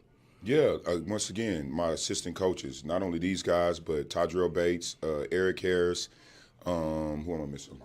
And Ramon Hines, all guys that stay locked in. I mean, they got my back 100%. Before I ever get to the gym, they're already asking what's the plan, and they are ready to, you know, kind of carry out their job the best way they know how, which in my eyes gives me a super amount of confidence to have guys like this around me that trust me. You know, so I just try to be at my best, prepare us the best way I know how, a lot of film. But then, like Coach Bird said, man, it's just about a mental aspect that we try to get these kids ready for. Very thin line between being too focused and having laser focus. You know, we don't like getting uptight. We believe in what we do. So at the end of the day, it's about playing Trojan basketball. It's Coach Steven Alexander, head coach of the Douglas Trojans, and his support staff. Good luck, gentlemen, in the game tonight. Appreciate it, Swig. Thank you. And we are back. We had some technical difficulties on the video, but you got the gist of it. That's Coach Steven Alexander and his support staff. What they mean to this team is immeasurable in the amount of time that they spend with these young men to develop their basketball game and mentor them on life, I think is priceless here, Dylan. It definitely is. Did do some pregame interviews with Tylan Holmes, Devon Scott-Jones, and senior Tyler Williams, but I'm not going to be able to play because it's too long and we got to get this game started. So I am going to play the Tylan Holmes interview at halftime. I want to get that young man some publicity. And we've got the starting lineups here being announced here. Same situation for the Area 2 Tournament Championship for the boys. Douglas Trojans, ranked second in Class 4A. Ida Bell Warriors, ranked fifth in Class 4A. This is a battle of will. This is a battle of execution. Who can play better today will stamp their ticket to the big house and play in the state tournament. Any final thoughts? I am ready to get this thing going. Another very meaningful basketball game. High-level basketball, the area championship. It doesn't get much better until we get to the state tournament next weekend. Snoop Ransom will be the tip-in player for the Douglas Trojans, and number 11, Cordavius Hankins, will be the tip-in player for the Ida Bell Warriors. We're about to get this game underway. Douglas Trojans win the tip. Jaden Nickens on the left side. He goes left, looking at Jay Will. Goes right from a screen, spins. Well, loses control, somehow comes up with it, gets it stolen by Ida Bell. Shane Threadgill puts up the shot, gets the bucket to draw first blood. Ida Bell up by him. 2. Jaden Williams, the senior guard, communicating with his teammates. Goes right, Devon Scott-Jones on the wing. Guarded by Hankins. This is a great matchup on paper. Ida Bell. And there's an alley-oop shot missed by Snoop Ransom. Ida Bell get the ball back. Shane Threadgill, really talented guard for this Ida Bell Warrior team. To be ranked 5th in the state, you got to be really good. And they're going to height, well, great ball movement down low to get the bucket. They go up 4-0. Marquis Townsend down low in the paint with the tough bucket to make it 4-0 Ida Bell. Here's Jay Will on the other end for the Trojans. Great screen by Snoop Ransom. Jay Will to Devon Scott-Jones left. Off a screen from Ransom, goes back to Jay Will. Deep three, bang! Bang, bang! One of the East Side Splash Bros, number 3 for 3. That's Jay Will. One of the most dependable shooters in the state. Great defense. And that's a charge. Yes. Snoop Ransom takes it. He's known to do that, ladies and gentlemen. That's just not a lucky play. This is something he practices religiously in practice. He sacrifices his body and got the benefit to benefit his team. It's not a fun play to take it right to the chest, but he's a team player, very selfish. Takes that one for his team. Now the Trojans have the basketball. Tyler Williams talking with Coach Steven Alexander. Goes right to Devon Scott-Jones. Down 1, 4-3. Jaden Nickens at the top of the key. Calling out the play. Goes back to Devon on the right side. Devon looking for Jay Will. Finds him top of the key. Tyler Williams wanted it down low. Jaden Nickens for 3. No good. Devon with the rebound and got it to Jay Will. Devon gets the ball back. Shoots the ball, no good. Fighting for the rebound. Another offensive rebound by the Douglas Trojans. Great effort early on by Douglas to crash the offensive boards. This is their 3rd opportunity on this possession alone. Great ball guard play for this Douglas Trojans. Goes to the high post to Snoop Ransom. Back to Jay Will. Attacks, kicks it out. 3-point shot by Tyler Williams, no good. Another offensive board. Devon Scott-Jones gets the ball back, fires it over to Tyler. Now back to Devon for 3. got it! That's the other East Side Splash Bro, Devon Scott Jones, 4-3 from the wing. 6-4. Did they count it as a 3? Or was that a 2? Here's a deep 3 by Ida Bell that knocked it down. Big Shane answer. Threadgill, the senior guard, answered.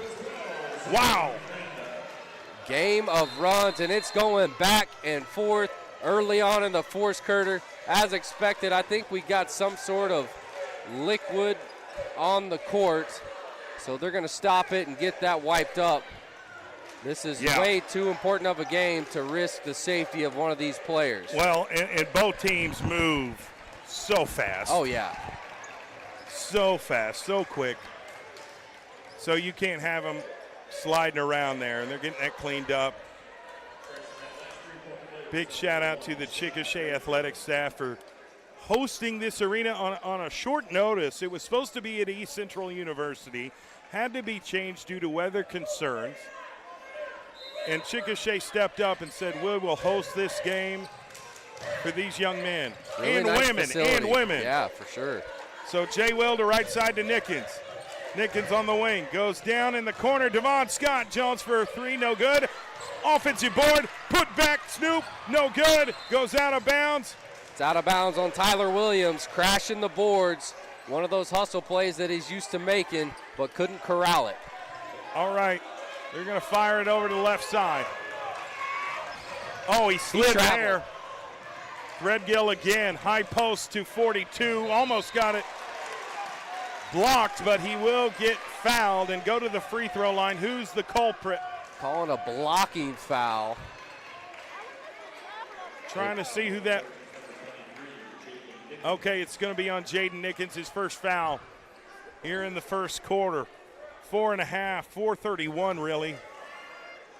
1 point. Douglas up 7-6. Actually, Ida Bell's up. Ida Bell's up 7-6. Yep. My and apologies. 42, Marquis Townsend, he missed his first free throw. He'll have another opportunity here. Left-handed shot. Missed them both. There was a push in the back. Oh, my gosh. How did they not call that foul? Douglas Nickens finds Ransom. Turns around. Off the glass. Good. What about the laser of a pass by J. Nick to find Snoop on the block for 2? Douglas retakes the lead by 1. 8-7, 4:15 left in the first quarter. Great ball movement by Ida Bell. Deep three-point shot, and he knocked it down again. Oh, my goodness. Unbelievable Shane shot. Threadgill from almost the logo that time. Ida Bell answers with a 2-point lead, 10-8, under 4 minutes left in the first. Is it going to be like that? I have no idea. We'll see. That's what we're covering this game for. Oh, and he tried to alley-oop it to Snoop Ransom, and they got in the way. No foul, no nothing. Ball movement, left hand off the glass. Ida Bell gets the bucket. Baker Hoskins. Slice the defense for the left-handed lay. Up 4. Goes right to Nickens. Nickens on the right side. Goes left to Devon Scott Jones. Now left to Jay Will. Jay Will back to Nickens. Nickens calling for screens. Passes it up instead of waiting for it. Snoop Ransom steps up. Devon Scott goes left. Finds Nickens for 3. No good. Offensive board, Tyler Williams. Putback is up. No good. Blocked. Snoop Ransom. Mid-range. No good. Rebounded. Ida Bell. Number 4, Martrell Lopez. They got 3-on-1. Floater. Charge taken by Devon Scott Jones. He was by himself on an island with 3 Ida Bell Warriors coming right at him. Takes the charge and gets the Trojans the basketball. Down by 4. Madill House left. is in the game in place of Tyler Williams, who's talking with the support staff. Davion Jones over there is coaching him up hard. In Kim Madill House Jr. goes left to Devon. Devon Scott holding that ball, waiting for the screen. Gets it from Snoop Ransom, goes right to Jaden Williams, back to Devon. Devon, jump step, gives it to Nickens for 3. Can't get it to go, and almost thrown out of bounds, but somehow it goes out of bounds. Last touch by Ida Bell. It'll be Douglas basketball. Number 4 for Ida Bell. Montrell Lopez just dives on the hardwood trying to corral the basketball, but it goes right off of him out of bounds.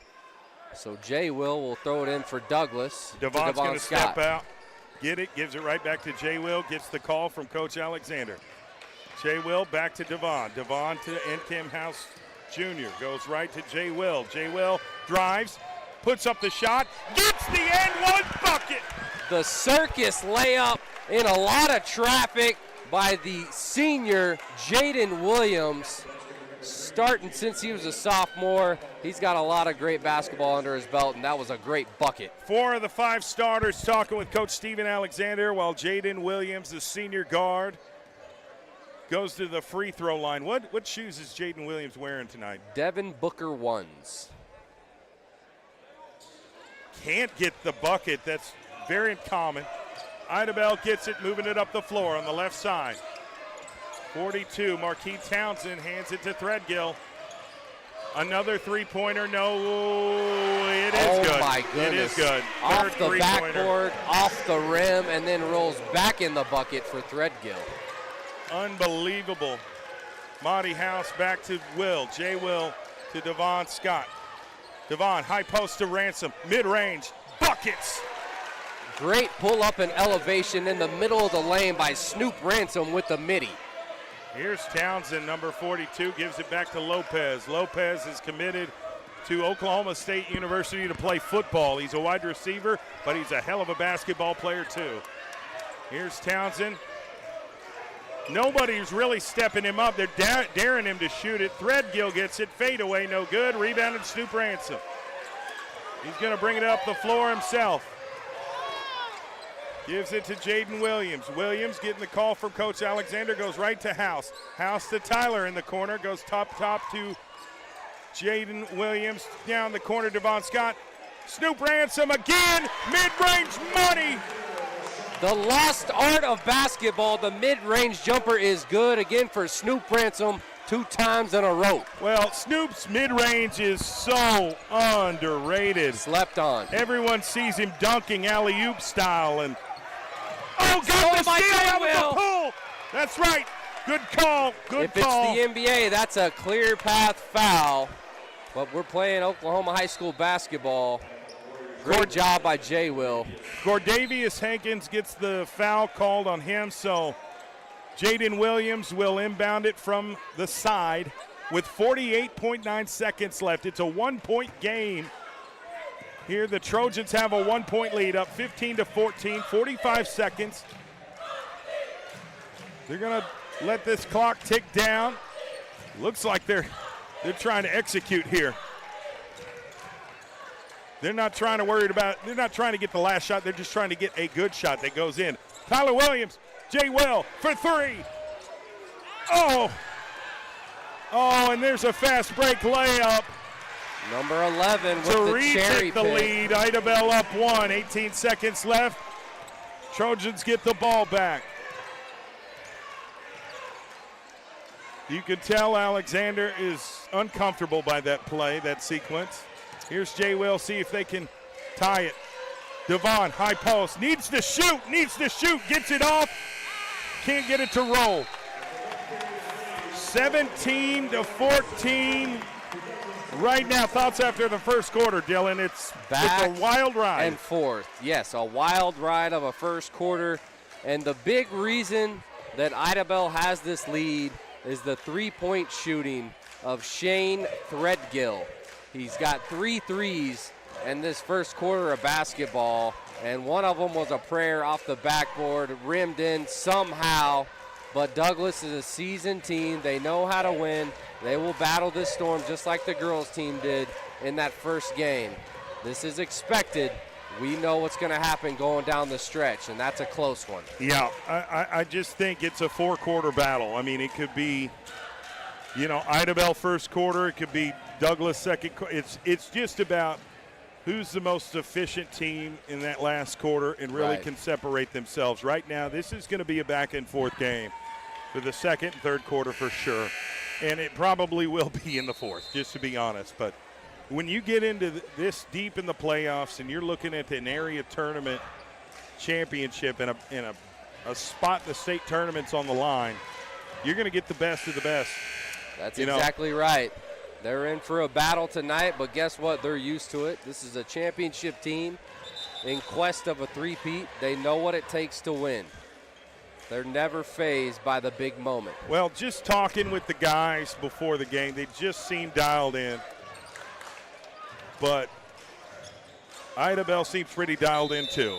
Yeah, no doubt about it. It's all about who can execute their game plan better. Second quarter is underway.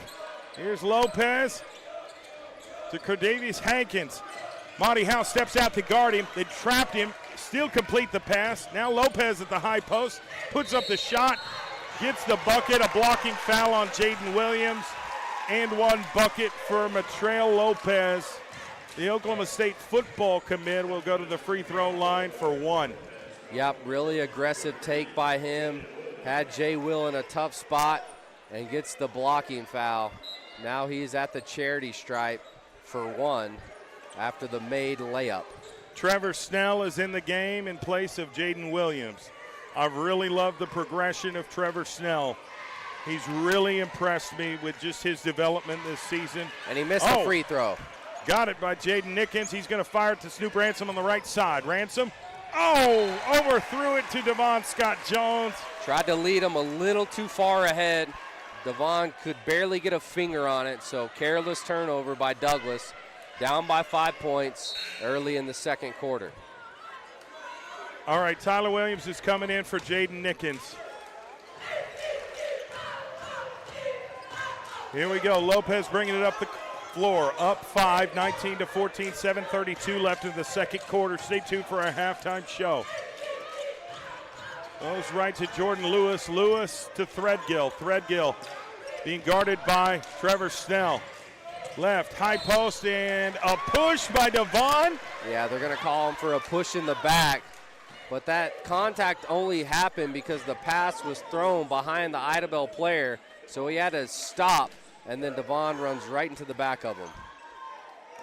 Inbound it, corner, finds, well, great ball movement, great execution by Ida Bell. I don't know how else needs to be said about that. Yep, bucket by number 5, Jordan Lewis. Here comes Trevor Snell on the right side of Monty House. Monty calling out the play, goes left to Trevor Snell. Snell to Devon, right on the outside on the right side. Corner to Tyler Williams. Williams needs help. Devon Scott Jones right there. Really well defended by Ida Bell. Here's Monty House, finds a lane, attacks, puts up the shot, no good. Loose ball, comes up with it, and Ida Bell. Threadgill on the right side trying to get past Trevor Snell, and there's a jump shot, no good. Rebounded Snoop Ransom. Great job crashing the boards. Here's Devon Scott Jones. Moves right, finds Tyler Williams, gives it to Ransom, misses the shot, rebounded Ida Bell. And now they're pushing up the floor. Lopez, corner, three-point shot, no good. Rebounded Tyler Williams and Douglas. Needs help. Finds in Devon Scott Jones, pushing it up on the left side. Gets across half court, right side, Trevor Snell for three.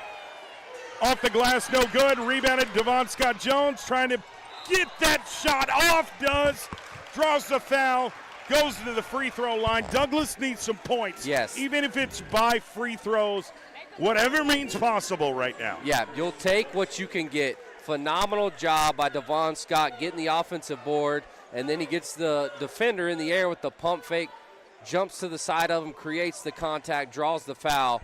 Big free throws for the senior of Douglas, Devon Scott Jones. Knocks it down. I know Devon Scott Jones, one of the best shooters in the state. No doubt about it.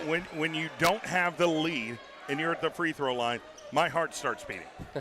Even if you have one of the most confident and capable shooters in the state. Yep, you're exactly right. In the game now, big Chris Harris Jr., a.k.a. CJ, for the Douglas Trojans. So they're going big with Chris and Snoop Ransom in the game at the same time. Yeah, they just need to continue to dominate the boards and some putback shots, the second chance points. Expect them to rise if they can't make it on the initial shot. But right now, they got to play defense. They got to stop out depth. Trevor Snell just in the way. Good defense by Douglas, and there's attack the rim, and Hoskins got it. Hell of a play by that young man. Good defense, better offense by Hoskins. 23-16, 5.5 here in the second quarter. Monty House goes right to Trevor Snell. Trevor now to Devon for three. Knocked it down. Much needed tray ball by the senior leader. One of the East Side Splash Bros, Devon Scott Jones from the wing. Wow, that was a big play. He has to get answered within the call. 4. To cut the deficit, that took the momentum back. That's why Coach Griffin called a timeout, smart timeout for Idabel, obviously. Right, 5 quick points. What for do you Devon do? Scott. What do you? If you're Steven Alexander, what are you telling your team right now?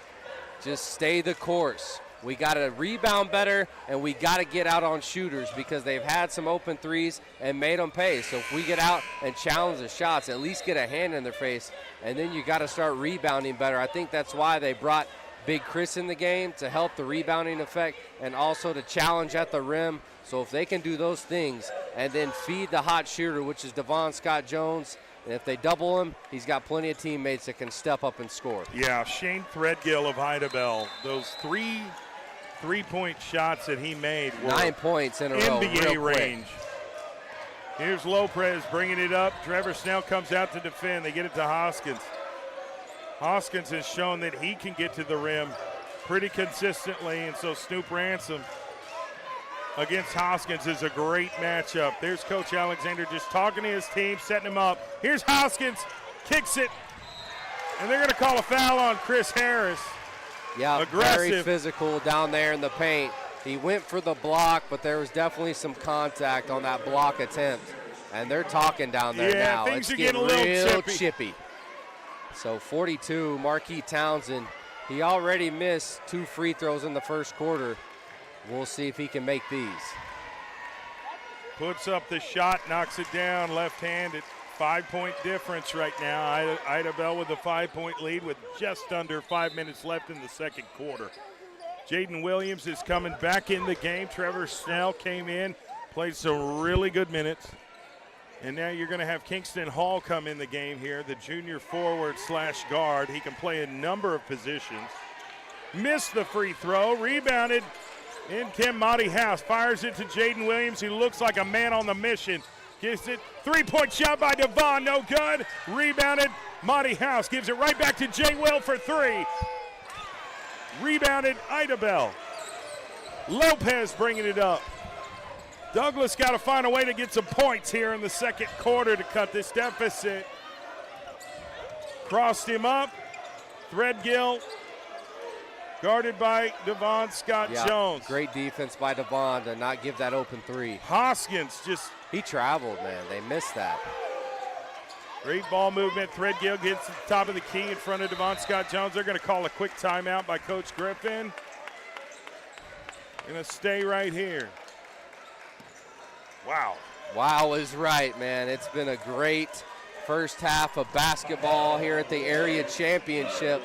Still waiting to see something from Jaden Nickens. He's been very quiet in the first half. I don't think he's even on the scoreboard yet. So at some point, they really need to get him going because he's part of that 3-headed monster. You got Devon Scott, Jaden Williams, Jaden Nickens. Snoop Ransom has really stepped up. He's had 2 really nice mid-range jumpers. Somebody else has to step up and answer the call. Right, and Nickens missed a couple shots in the first quarter. Hasn't been on the floor the entire second quarter. But obviously we know what he brings to the table athletically. We'll see how he affects the game coming up. They're going to need him going down the stretch. Stay the course. I think it's just important for Douglas to stay the course. They're taking open shots. Don't flinch. Just trying to get them to fall. It'll come.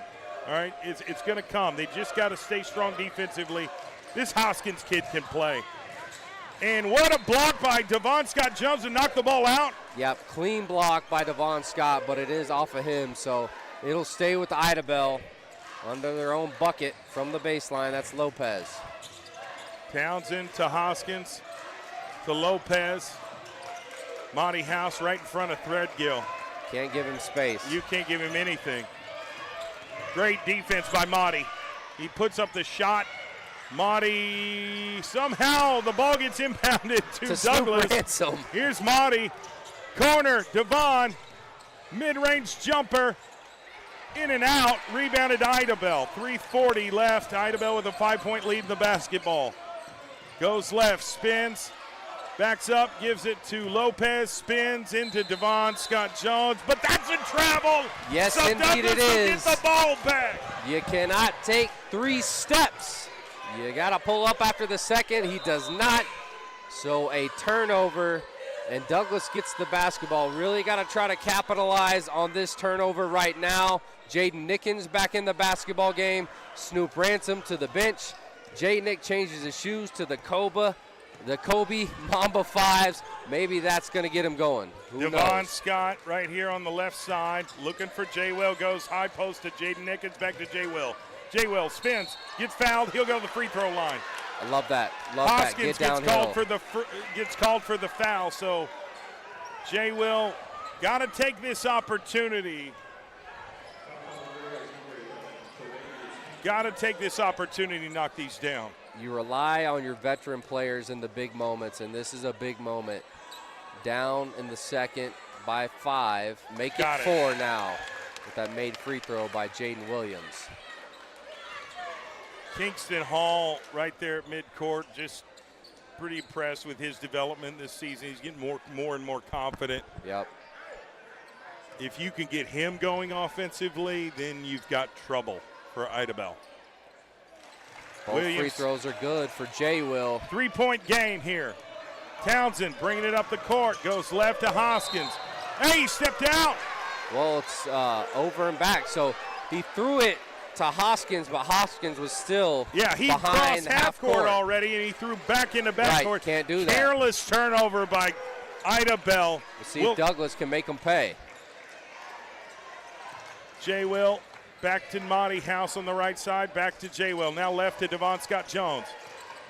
Devon carefully gets it to Nickens in the paint. He attacks, puts up the shot, can't get it to go. Put back no good. J. Will gets the putback. It is good. You must be relentless if you want to win, and that's exactly what Douglas did right there, crashing the offensive board. Ooh, almost stolen by J. Will. Attacks, puts up the shot and the bucket, and one for the senior guard. I think they called it on J. Will. I think they got him for a charge. Wow. Bang, bang play for sure. Wow. That's one of those calls that can go either way. Unbelievable. Hey, J. Will is just taking it on the chin and just kind of laughing it off. He's like, this is not a moment too big for me. It's all right. 1 point difference. Idabel with the basketball under 2:40 left. Trying to fight through this press. Here's Townsend in the middle of the court. He's going to attack. Left hand gets fouled. It's going to be on Kingston Hall. That's who the foul's going to be on. So Idabel will be going to the free throw line. They're in the bonus. I wish our viewers could experience the electricity in this room. Oh, it's electric. High energy, high intensity. Whatever I can do to describe it, it's just, you've got one side of the court screaming their heads off for Idabel. You got the other side of the court going crazy for those Douglas Trojans. May the best team win. And so Marquis Townsend misses the first free throw. We'll see if he can try to knock down the second. He's struggled a little bit from the stripe tonight. Snoop Ransom back in the game. Puts up the shot, got it to go. 2-point lead for Idabel. Douglas gets the ball back. J. Will on the right side, hands it to Monty. Monty House to J. Will, back to Monty at the logo, mid-court. Goes right to Devon Scott, back to Monty. High post to Ransom, back to Monty. Left, J. Will, fakes a shot, attacks, puts up the shot, and gets it to go. Beautiful baseline drive by J. Will to finish through the traffic. Tie ball game. Idabel with the basketball. Hoskins on the left side, attacks, puts up the shot. Is that a charge? They called a blocking foul on Snoop Ransom, and he ain't happy about it. I don't blame him. I thought he was there. Maybe he was in the restricted area because he was deep into that paint. So now you got Baker Hoskins at the stripe for the Warriors out of Idabel, Oklahoma. The junior 6'5" guard. Can't hit on his first free throw. We'll see if he can try to take the lead on the second attempt. Yeah. We got 2:02 left. Tie ball game right now.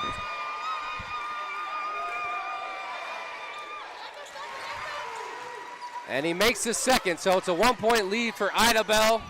1:59. Here's Jaden Williams for the Trojans to Here's Devon Scott. Ball movement. 1 point difference, minute 50. Monty House to Devon. Coach Alexander directing traffic from the sidelines. It's what good coaches do. Jaden Williams, double team, puts up the shot, no good, no foul. Idabel gets Lot the of board. contact, Oh no my foul. goodness, I thought it was really close to being a travel there. Very, very close. Almost stolen by Jaden Nickens.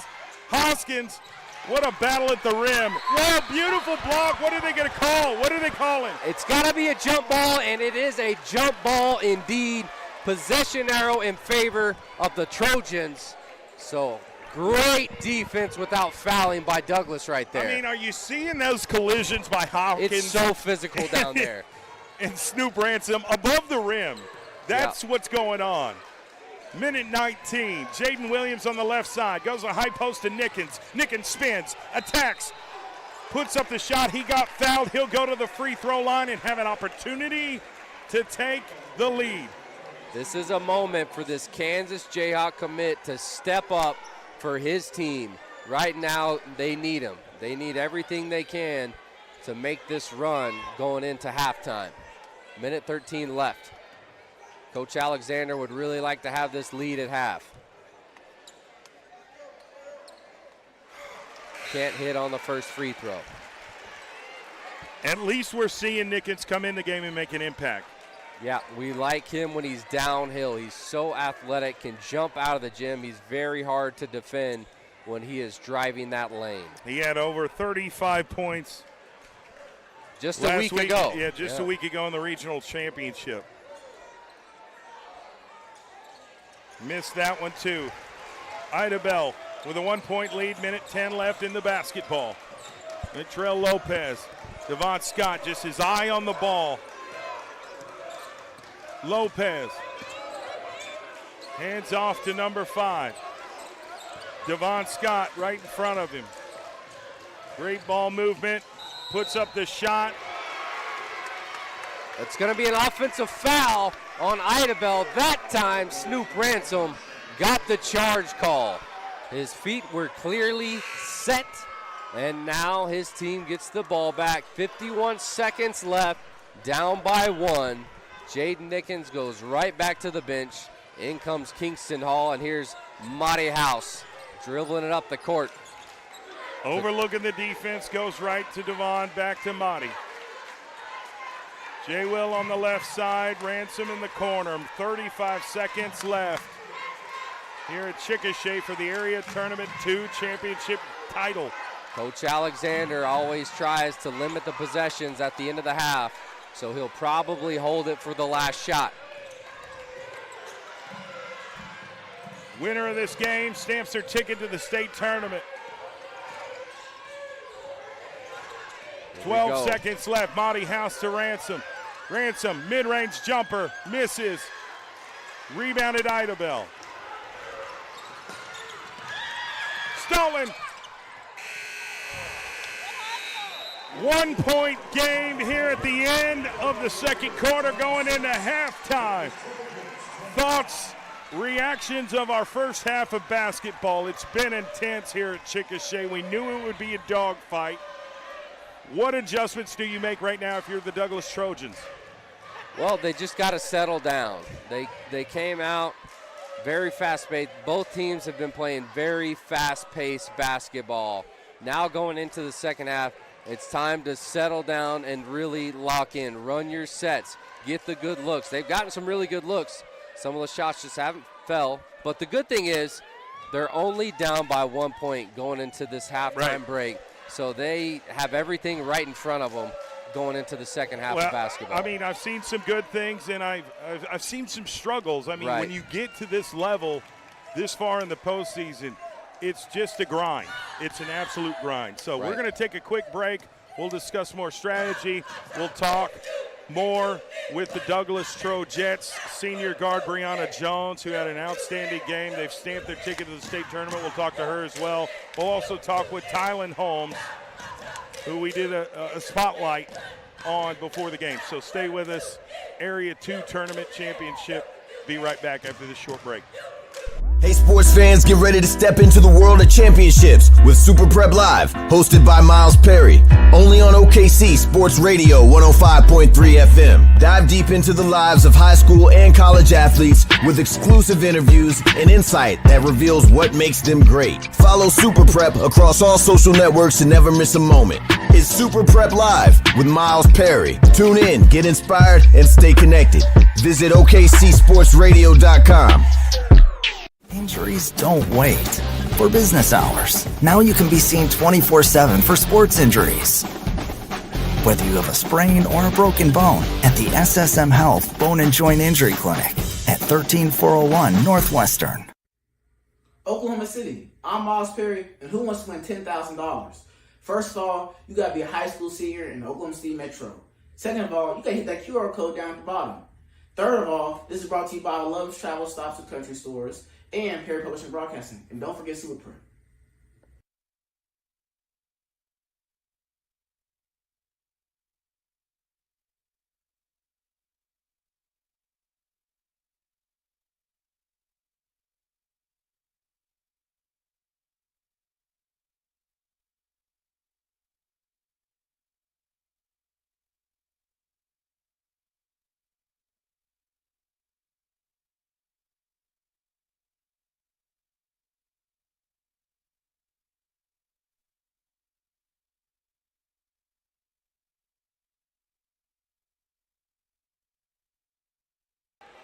All right, we're back here at halftime, sponsored by SSM Health at St. Anthony. I want to play a quick interview I did with Tylen Holmes of the Douglas Trojans. Here is my conversation. Here with sophomore Douglas Trojan, Tylen Holmes. Tylen, how you doing? I'm good. How are you? I'm doing well. I'm really enamored with this basketball team. I'm enamored with you as a basketball player. What's this season been like for you? What's this journey been like for you? This journey has been very fun. I started playing basketball around my freshman year, started taking it more serious. Coach Steve, he picked me to be a varsity and just practice every day. It's hard, it's rough, but it's also fun at the end of the day.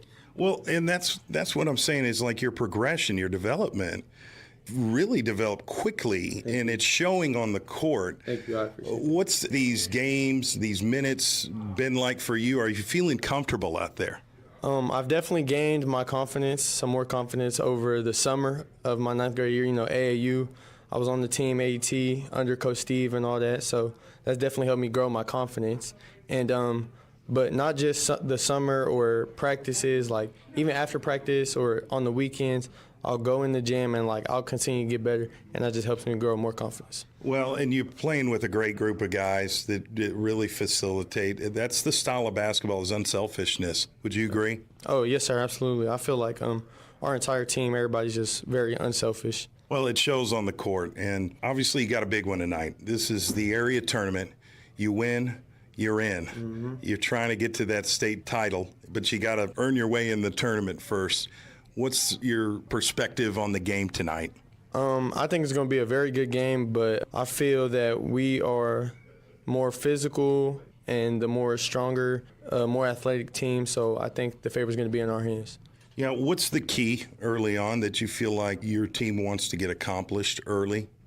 I'd say just fast breaks. I feel like when we're on the fast break, nobody can really mess with us, and when we're being physical. I hope that's the case. We're going to find out here momentarily. Good luck in the game against Idabel. Thank you. I appreciate that. All right, that was Tylen Holmes of the Douglas Trojans, and we did a spotlight on him just a little while ago, and he's, an important piece to this team. There's no else to say it. But let me introduce Somebody that stamped their ticket to the state tournament. It's Brianna Jones, the starting point guard for this Douglas Trojett basketball team. Bree, you didn't blink an eye. You just went out there and executed your game plan efficiently, aggressively. How'd it feel out there? It felt great, like all the atmosphere, the energy in the gym, possession after possession. It just felt great. It just seemed like you really found rhythm in the second half. It was close all the way at halftime. Then somewhere in the third quarter, I can't put like a minute or a moment on that, Dylan, but maybe you can. But midway through the third, I feel like. Yeah, I just felt like you was okay. You took the momentum, you ran with it. Just at what point did you feel like, okay, now they're playing our style of basketball?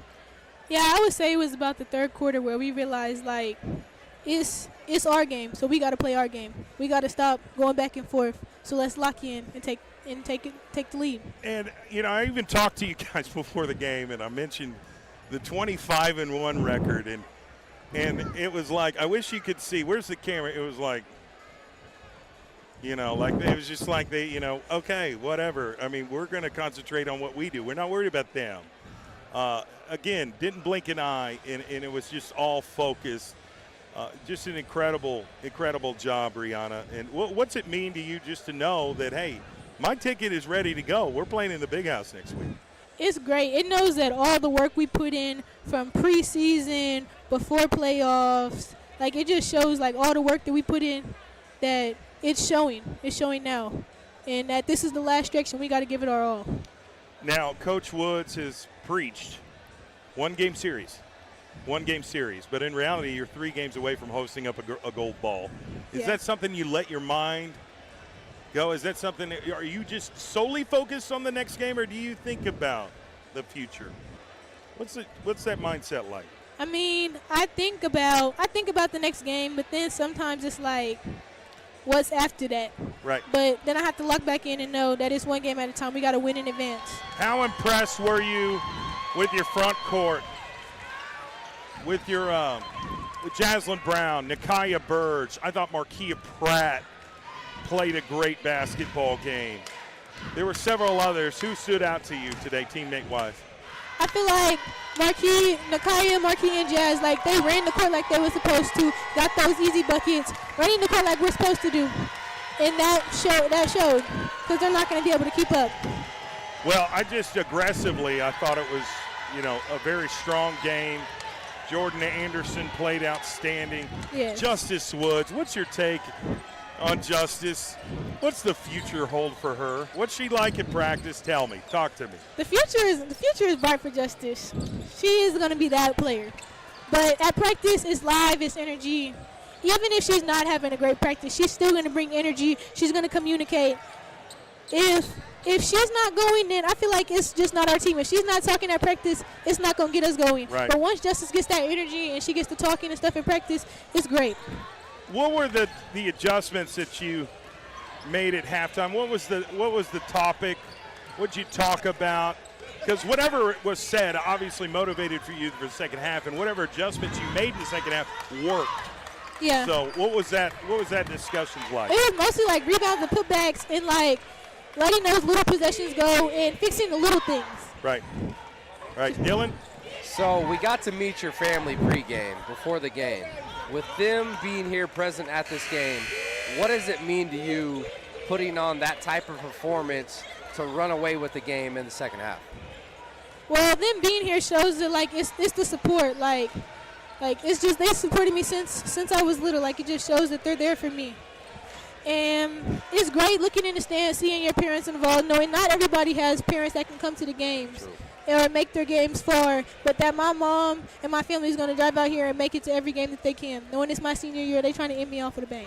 Well, you put on a show for them tonight. Well, and not only that, she said you guys go back and watch the broadcast just because I'm so good looking. And I thought that was just the nicest comment I've ever had. So no response, no laugh. That was a joke. I don't even know what to say. That was a joke, and it was supposed to be funny, and he didn't laugh. You're not way to supposed go. Tell everybody. Oh, okay. All right. Brianna, so proud of you. You just went out there and executed the game plan like you always do. It was just another day at work. You grabbed your lunch pail, you went to work, and now you're celebrating with us.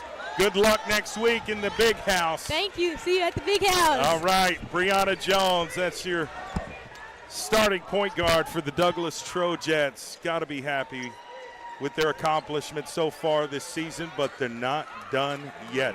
Let's get this second half up and running. 1 point difference. Ida Bell up 26-25. It's the Trojans' turn to answer.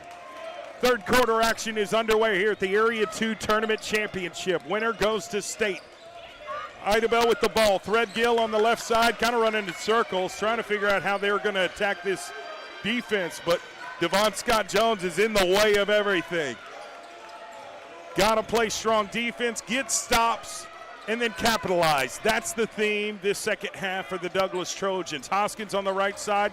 Williams right in front of him, staying with him, step by step. Steps off, switches. Williams in front of Threadgill. Remember, Threadgill was hot from the perimeter in the first half. He's going to spin back out. Oh, Douglas my learned from goodness. their mistakes. They're not giving him that space that they gave him in that first quarter. They respect the shot, and they're in his face right now. They're stepping up and meeting them right when they get the ball. Hoskins spins. Great defensive pressure. Great defensive pressure by Devon Scott Jones. And they're just playing solid defense right now. Right in midcourt, Lopez can't get by Devon. He can't get by Devon. Now he does. Spins. Great Snoop help by Ransom's there. Snoop. Puts up the shot. Rebounded. Jaden Nickens came out of nowhere and snagged it. Now he's pushing it up the court. Looks like a man on the mission. Attacks. Buckets for Jaden Nickens. That's what he does best. When he gets downhill and uses the speed and athleticism, that's when Jay Nick is so special. Here's Hoskins on the right side. Tyler right in front of him. Double teamed him. Great. He's in trouble. What's the call? There you and go. he travels. That's that suffocating Douglas Trojans defense that we're so used to seeing night in, night out. I think Coach Griffin was wanting a timeout, just couldn't get the message to his player. Here's Nickens for three. Bang! Jay Nick from the wing. That's 5 quick points for the Kansas commit. Douglas has returned. 30-26, 5:50 left in the third quarter. Off to a good start here in the second half. And he loses control. How that wasn't a walk, I don't know. And that's a block by Snoop Ransom. Nope, they're going to call a foul on Snoop. Yeah, tough foul call, but man, what a start by Jaden Nickens in the early third quarter of basketball. You can tell now he is locked in and in a zone. The body language is there. This is the Jay Nick that we want to see. Here's Marquis Townsend, the senior. Lefty puts up the shot, knocks it down, gets within 3. Everyone's looking at Coach Alexander, taking his direction. But you look at his support staff, they're communicating too. It's a family affair here for the Douglas Trojans. 5:40, up 2 with the basketball. Has to fight through the pressure. Jaden Williams needs help. Yeah, clear foul on the reach-in attempt by either number 4 Lopez or number 11 Hankins.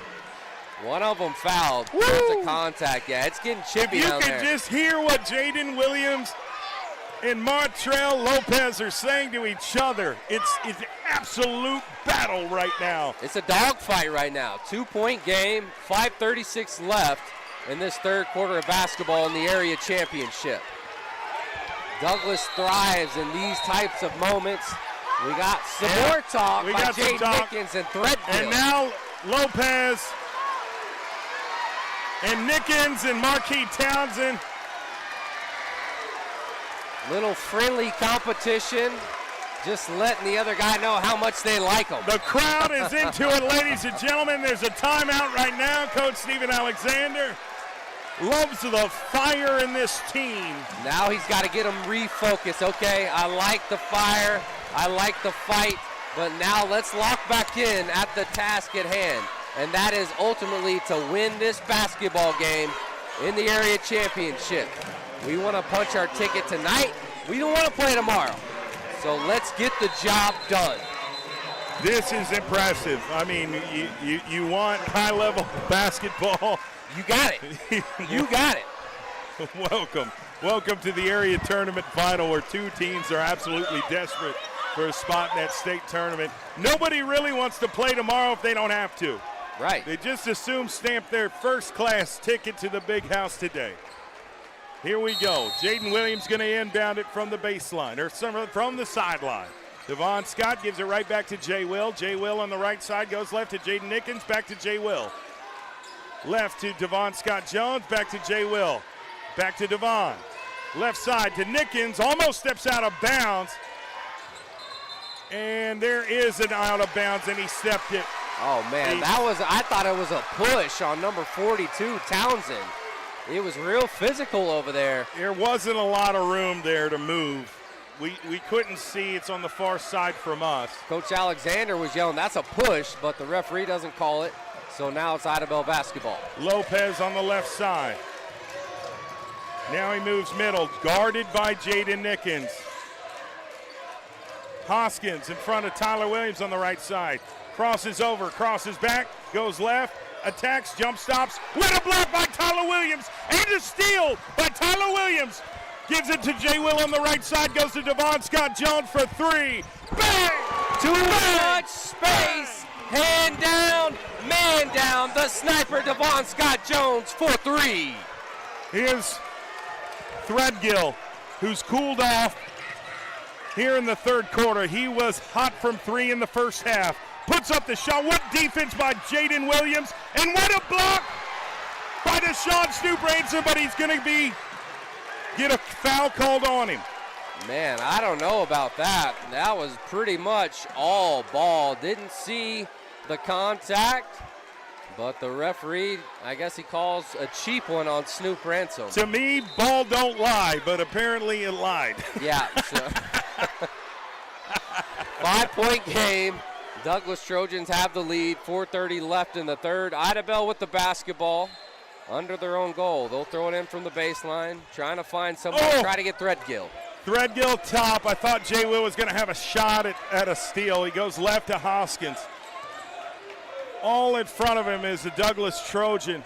They're daring, what's his name, Townsend to shoot. They're just leaving him open, saying, go ahead, big man, shoot the three if you want. Yeah, they know he doesn't have range Now, they're not doing like that with Threadgill, obviously. Right. Wise choice. Here's number 5, Jordan Lewis on the left side. Devon Scott's going to get matched up with him. Jaden Nickens on the left side to Lopez. He goes right to Threadgill, puts up the shot, blocked by Jaden Williams. Loose ball, comes up with it. And they need to be separated. They need to be separated. And that's going to be a jump ball. And guess what? Possession arrow in favor of the Douglas Trojans. I'm starting to notice a trend, Swick. All the confrontation is involved with number 42 for Ida Bell. Every single time something pops off, it's Marquis Townsend that's in the middle of it. So that tells me he's doing a ton of talking on the court. Well, and I think the officials are doing a good job. I think they understand that. And I'm not trying to be biased towards Doug. I just think that's what it's obvious. Yeah. So how could you not see that? Nickens on the left side, top of the key. Goes left. He's searching for something. And he got it! The facial pull-up three. All in Ida Bell's face. That's J. Nick from the wing. Matrell Lopez brings the ball up the court to Townsend. Townsend attacks. Snoop Ransom's there. And that's Douglas basketball. Townsend. Great defense by Snoop without fouling. He contested it cleanly. So now it's Trojan basketball trying to increase that 8-point lead. Jay Will from a screen for Tyler Williams. Through the legs. That's going to be a blocking foul on Lopez. That's Jay Will basketball. He was trying to slide to the left. The feet were not set, so that is the right call by the referee. Me and Swick saw it right here in front of us. We're courtside tonight at Chickasha. Lopez acting like he's a little banged up. Hope he's all right. Most likely going to walk this off. I think he got hit in just kind of a sensitive area. Let's just say it like that. So he's going to have to walk this one off, shake it up. maybe go to the bench for a little breather. Tyler Williams will inbound it from the sideline here. Going to throw it into Jaden Williams. Cordavius Hankins back in the game for Idabel. Goes right to Nickens. Nickens left side. Right side to Devon. Fakes right, goes left. Gives it back to Nickens. Nickens for three again. No good. What a rebound by Tyler Williams to go back up and get the foul call. What a play by that senior player from Douglas High School. He's such a glue guy. He does everything that Coach Alexander needs him to do. The stuff nobody else wants to do, Tyler Williams picks up the slack, crashes the offensive glass, gets fouled, can't hit on the first free throw try. Tell me about his shoes. I think we're getting a lot of comments on the shoes here. Are the Kobe 8 Venice Beaches. I actually have those in my personal collection. Great shoe. Kobe, my favorite player of all time. Tyler Williams needs to tap into that Mamba mentality right now, and he does. Knocks it down. Trojans by 9, 2:50 left in the third. A ton of basketball left, ladies and gentlemen. Don't you go anywhere. This is PPBC TV. Great defense by Tyler. He's talking to him every step of the way. And Jaden Nickens gets in it. Here we go. Cleared for takeoff. He gets a foul called on Idabel. Jaden Nickens is going to the line for 2 free throws. It's like Idabel did not want to get put on a poster by J-Nick, so they did the smart thing. They fouled him. J-Nick's got to calm down just a little bit. You got to lock in, bro. Stay composed. Right, he's got a lot of adrenaline going through his body right now. Yeah, the blood is pumping. It's hot. But now he's got to slow down, take a deep breath. You got to hit these free throws. You need them going down the stretch. Hits on the first one. J-Nick also rocking some Kobe's. Those are the Kobe 5s, Year of the Snake. We're going to read some of the comments. The screen's a little far away from me, but I'm going to make a point to read some of the comments here momentarily at this next break. So comment away. J-Nick good on both free throws that time. 11-point lead for Douglas. 2:33 left in the third. How's the Idabel going to answer? Douglas has stepped up their defense, and they've been more efficient offensively with each possession. And they're knocking down shots. Every step of the way, a Douglas Trojan is in front of them. And is that going to be on Snoop? Yep, it's going to be on Snoop. Number 32 this time. Chris Bledsoe draws the foul on Snoop Ransom. He's going to the charity stripe. His first free throw is on tonight's game. Chris Bledsoe's going to go to the free throw line for Idabel and try and cut the deficit here. Misses the first free throw. Boy, this is not the time nor the place to do that. Yeah. You can feel the momentum that Douglas has right now, and the fact that he's not hitting the first free throw. If he doesn't hit the second one, he does. All right, Nickens going to inbound it to Jaden Williams, the senior, trying to get back to the state tournament. Nickens to J-Will on the right side. Gets it to Ransom for the alley-oop shot. Knocked it down. Beautiful lob by J-Will to see the cutting on the baseline by Snoop Ransom. Just lays it in nice and easy. Here's Idabel trying to fight through that full court defense. Really good ball movement, but a really good block. And it, oh my goodness, they're going to call a foul on Ransom. Really curious. No. No, it's going to be on Tyler Williams. Okay. I was say Ransom's block was all ball. I thought it was, but sometimes you just never know. Probably a foul with the body by Tyler Williams, so it's Bledsoe back at the stripe. Minute 49 left in the third, 41-29. Puts up the shot, misses it, in and out. That's about as far in and then come out as I've seen. Yeah, no doubt about it. So he's missed both of his first free throws for his 2 trips to the stripe. We'll see if I'm going to he can go to hit the his comment second section one here. Let's read this these time. comments. Heath Rogers, the refs need different jobs to ref like soccer. Dre Stubbs says if they don't foul, Idabel players would have went in the glove box for the dunk on. That they would have gotten 3-point shot by Devon, no good. Idabel with the rebound. They're down 41-29. They're reeling. And if you need a bucket, I would definitely go to number 1, Shane Threadgill, who has been really ice cold here in the third quarter. He's been locked up. Nowhere to go in this Jordan second Lewis half. to Bledsoe, and that is another foul. Oh, it's getting real a physical strong down collision. there. This time they call it on Snoop Ransom. He's getting up there in the foul category. I know. I'm a little concerned. I'm looking at Steve to see if he's going to substitute somebody in there, because you want to have a Deshaun Snoop Ransom. Well, they got a big body to sub in for him. They got big Chris, but instead it's Chris Monty C.J. House. House is not coming in the game. They're going to go small, put Monty House in. Monty House is a proven commodity, right? And a great ball handler. Absolutely. And a great on-ball defender. There's a lot of things Monty House does very, very well. And so I trust and believe in that young man. And that's a missed free throw. A second one? Yeah, he missed it again. Jaden Nickens gets the rebound on the left side. 11-point lead. Trying still to add to their lead. Gives it right to Jaden Williams. Says somebody step up. Going to hand it to Devon. Devon back to Jay Will. Now in the corner to Jay Nick. He dribbles baseline. Puts up the shot. No good. Offensive board from Tyler Williams. Devon Scott for three. Bang! Bang! Bang! Bang! The sniper, Devon Scott from the top of the key. 14-point lead by the Douglas Trojans. They've taken this third quarter by storm. Now they're on defense. Jay Will, great on-ball defender. Threadgill for three. No good. Rebounded Jaden Nickens. Looking out behind him. Good call. Dribbles behind his back. Attacks. Goes left. Devon again for three. Knocked it down! Get the fire extinguisher. Devon Scott is red hot on fire. And he is getting the gym fired up. They called a technical on Devon Scott for celebrating. Emotions ran high. Devon celebrated a little too much, and Coach Alexander's getting the news. He's not happy with it. You gotta be kidding me. On this stage, you're gonna call a tech on his celebration from hitting a three-point shot? No. I've seen a lot worse. I've heard a lot worse. Don't know about that one. So, I think it's so important to have Lenny Burt out there. He's kind of a great buffer right now. yeah. Oh, yeah.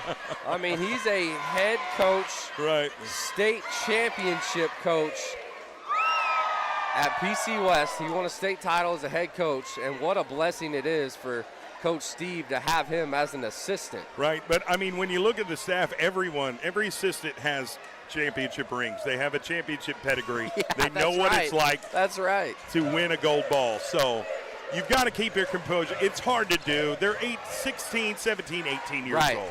Teenagers, you know what I mean?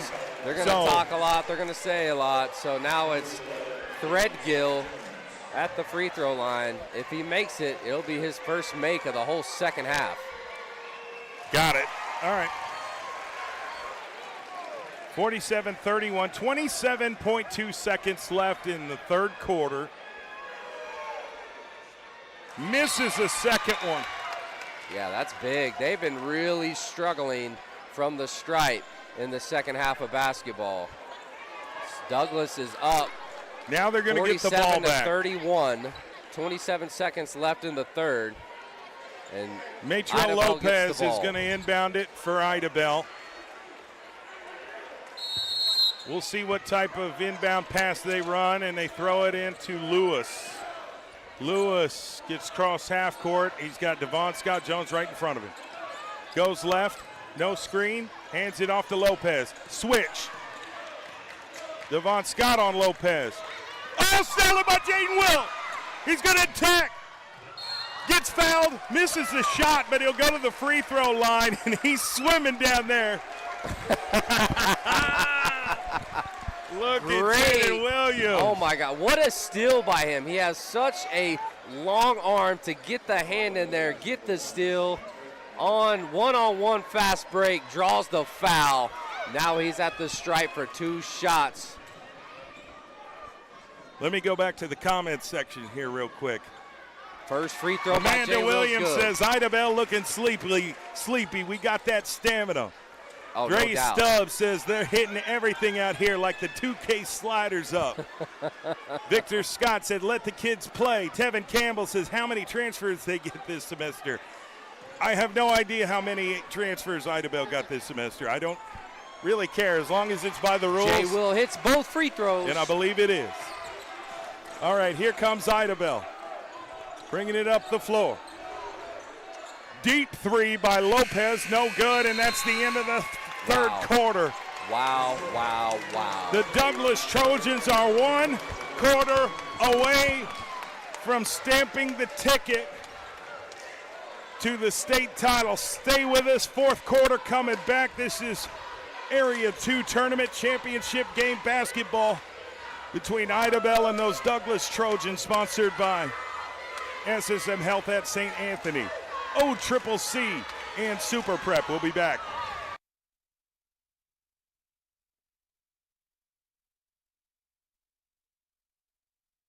Injuries don't wait. For business hours, now you can be seen 24/7 for sports injuries. Whether you have a sprain or a broken bone, at the SSM Health Bone and Joint Injury Clinic at 13401 Northwestern. Oklahoma City, I'm Miles Perry, and who wants to win $10,000? First of all, you gotta be a high school senior in the Oklahoma City Metro.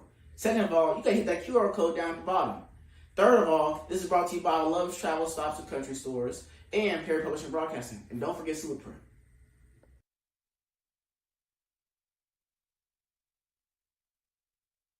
All right, we are back. Fourth quarter about to be underway. 49-31, Douglas with the lead. I talked with the official. I said, what happened with Devon's technical? Yeah, what did he say? What did he say? He said Devon was shooting arrows at the bench. Gotta love a little friendly You competition. can't do that. It'd be like that sometimes.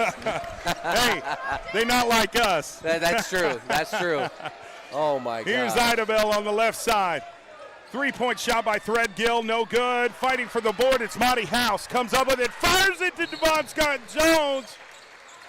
Gets knocked out of bounds. Great hustle play by Idabel's Cordavius Hankins. He definitely Because if Devon catches that, it's probably Dunk City. Yep, avoided a fast break.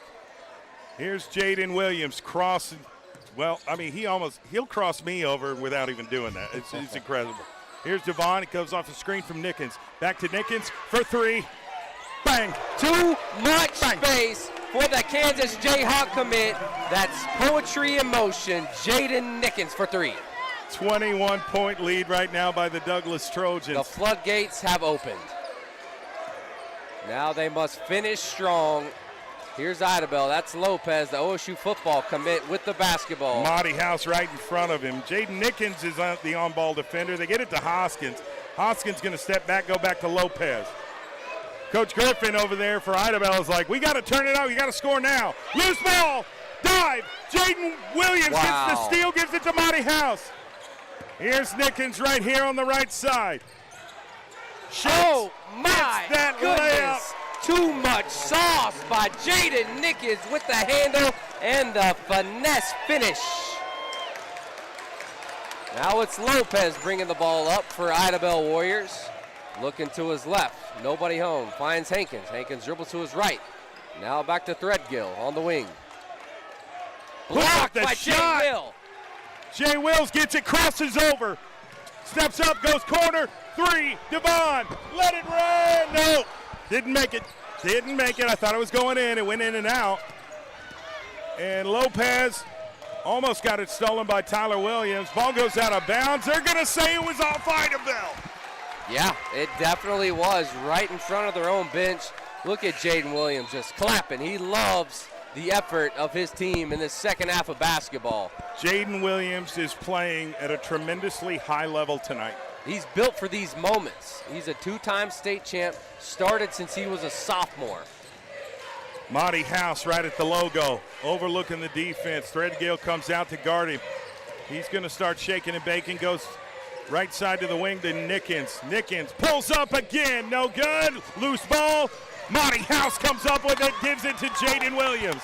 They're going to restart this half-court set once again. Douglas is winning all the hustle plays in the second half. Devon, left side. Kingston Hall loses the ball. Loose ball. Idabel comes up with it. Threadgill pushing it up the floor. 2-on-2. Puts up the floater. Can't get it to go. What a rebound by Devon Scott-Jones. Pushes it up the floor. Left. Got the shot. No good. Goes out of bounds. Who's it off of? It's off of Idabel. It looked like it went out of bounds on Baker Hoskins. So now Jay will throw the ball in. Just nursing that 23-point lead. Here's I a take timeout. that back. Got a 54-31. All right, the I'm Trojans. Gonna run over here. Big. Gonna run over here and read the comments. Let's see. Talk to me, folks. What are we dealing with? What are we seeing here? All right. Anthony Clay says, love the hate in the comments. Apparently I'm missing out. Okay.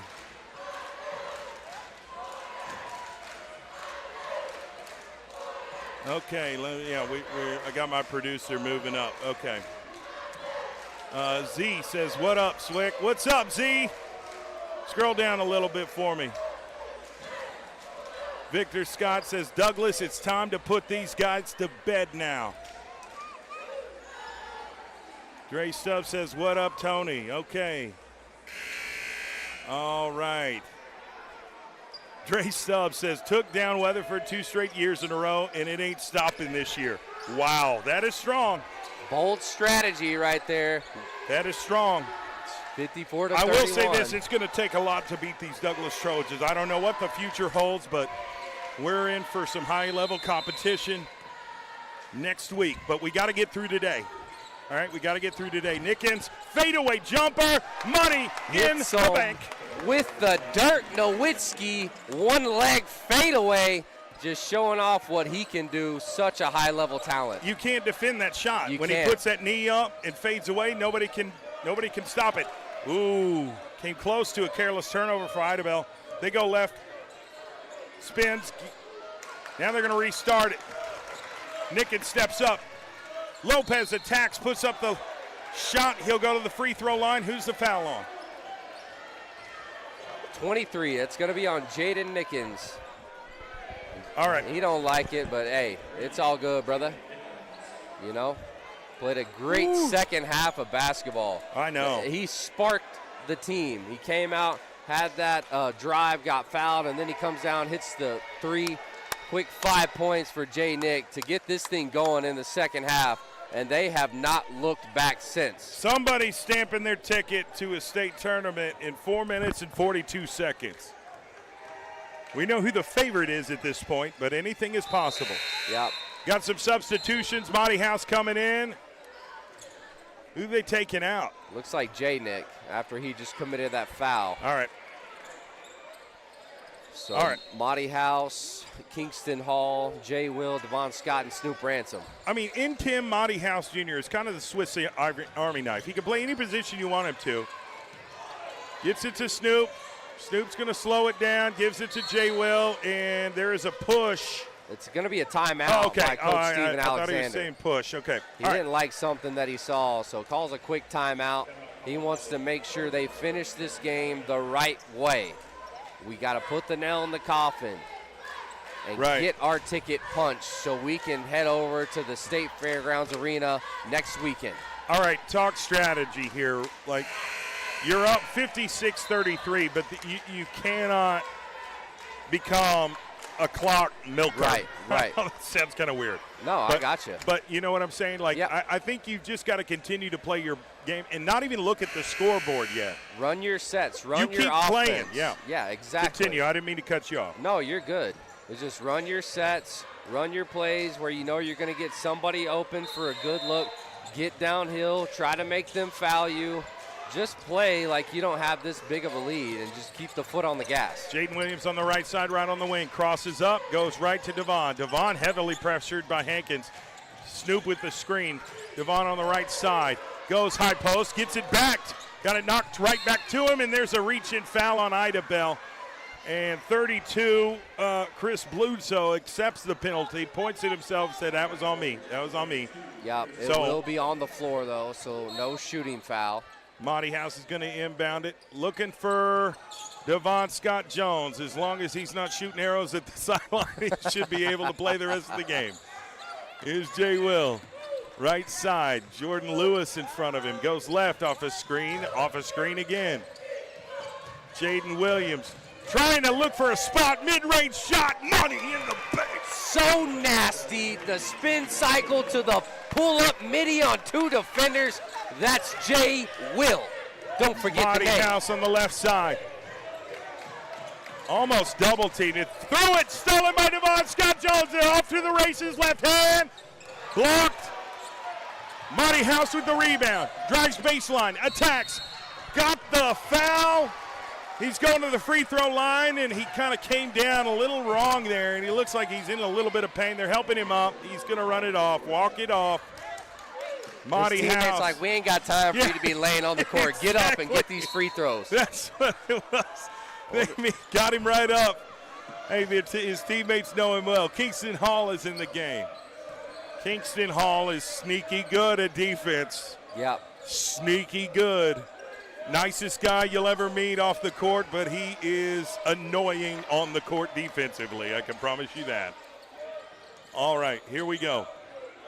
Threadgill on the right side, drives, goes left to Lewis. Lewis fakes left, goes right, attacks, puts up the shot, gets it to go. That was a big bucket for Idabel. Yep, much needed, down big with Jaden Williams under on 3 the right minutes to side. go. Jaden goes to high post to Ransom. Ransom mid-range, Money! He is a mid-range specialist. He knows what to do. He feels the shot, gets in his spot, and pulls up hits. Lewis to Bledsoe. What a block by Snoop! Monty House gets the rebound. That was a heck of a defensive play by Deshaun Snoop Ransom. Trying not to trap Monty House. He's fighting. He's fighting tooth and nail. He's not going to let anybody push him around. They're going to call a foul on Idabel. Yep, reach-in foul by number 5, Jordan Lewis. Got some subs. It's going to be Big Chris Harris Jr., a.k.a. CJ. And now we got Nate in the game, number 32, Nathan Ashmore, the sophomore. Nathan is another glue guy. First of all, he's going to give 110% effort when he's on the floor.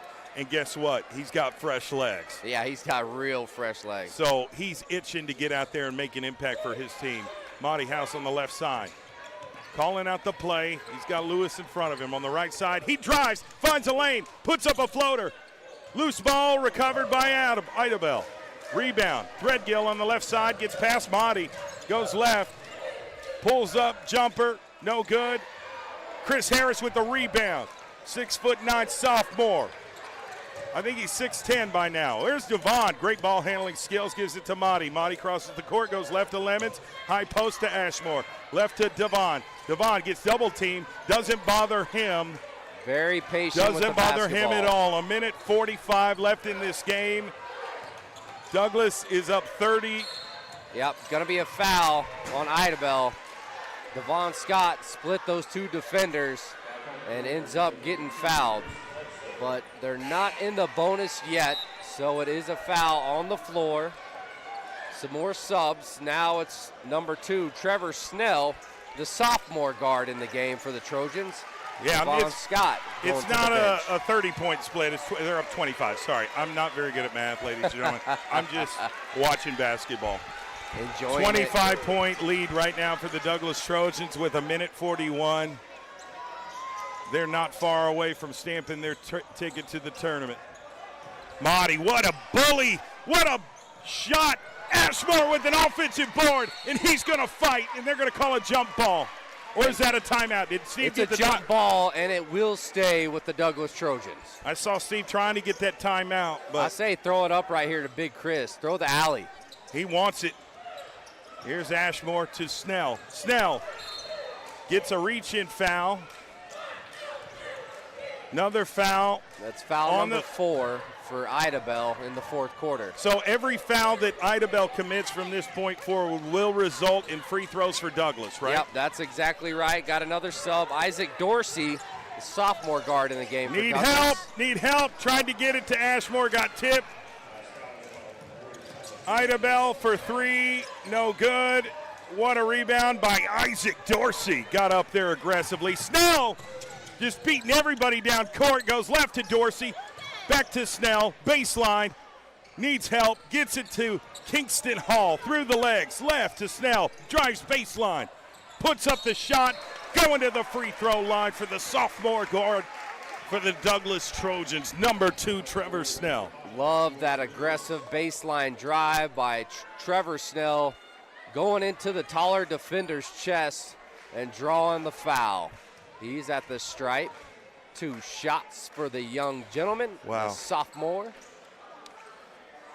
Can't hit The on writing first. is on the wall, ladies and gentlemen. Yeah, minute 3 left. Douglas is up by 25 points. It all started with that third quarter, and the foot has been on the gas ever since. Yeah, it's been all Douglas in the second half. There's no question about it. Great rebound by Ashmore. Puts it up. Gets the floater. Big bucket for number 32, Nathan Ashmore. That's just straight up hustle by Big Nate, the garbage man, with the putback. Idabel puts up the shot, no good. Chris C.J. Harris with the board. Throws it to his teammate Snell, right side to Dorsey. Dorsey jump step, puts up the floater, can't get it to go. Fighting for the rebound, Idabel comes up with it. 32 seconds left. 3-point shot, desperation 3, rebounded by Nathan Ashmore. I told you he'd make an impact. He might take it coast to coast. Gives it to C.J. There's a foul underneath. Yeah, it's deflected out of bounds by number 21. Okay, no foul. Benny Mathiwa of Wow. Idabel. Man, it's like a nonstop track meet. Both teams are just running and gunning. Deshaun Thomas is in the game. Gets it to Chris. Puts up the shot off the glass. Gets it to go. That a boy, Big Chris, get busy in the paint. His first bucket on tonight's game. 9 seconds left. 7, 6, 5, 4, 3, 2, 1. And that's the game. Ladies and gentlemen, your 4A, Class 4A Douglas Trojans are Area 2 tournament champions. And they've stamped their ticket to the state tournament for a 3rd year in a row.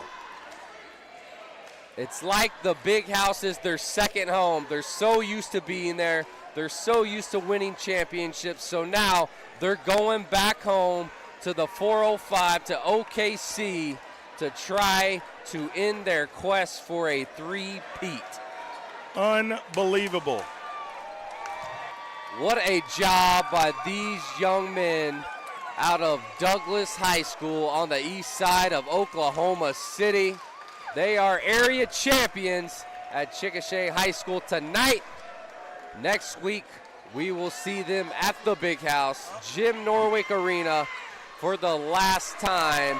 It will be hosting state basketball championships until next year when they open up the new arena for play.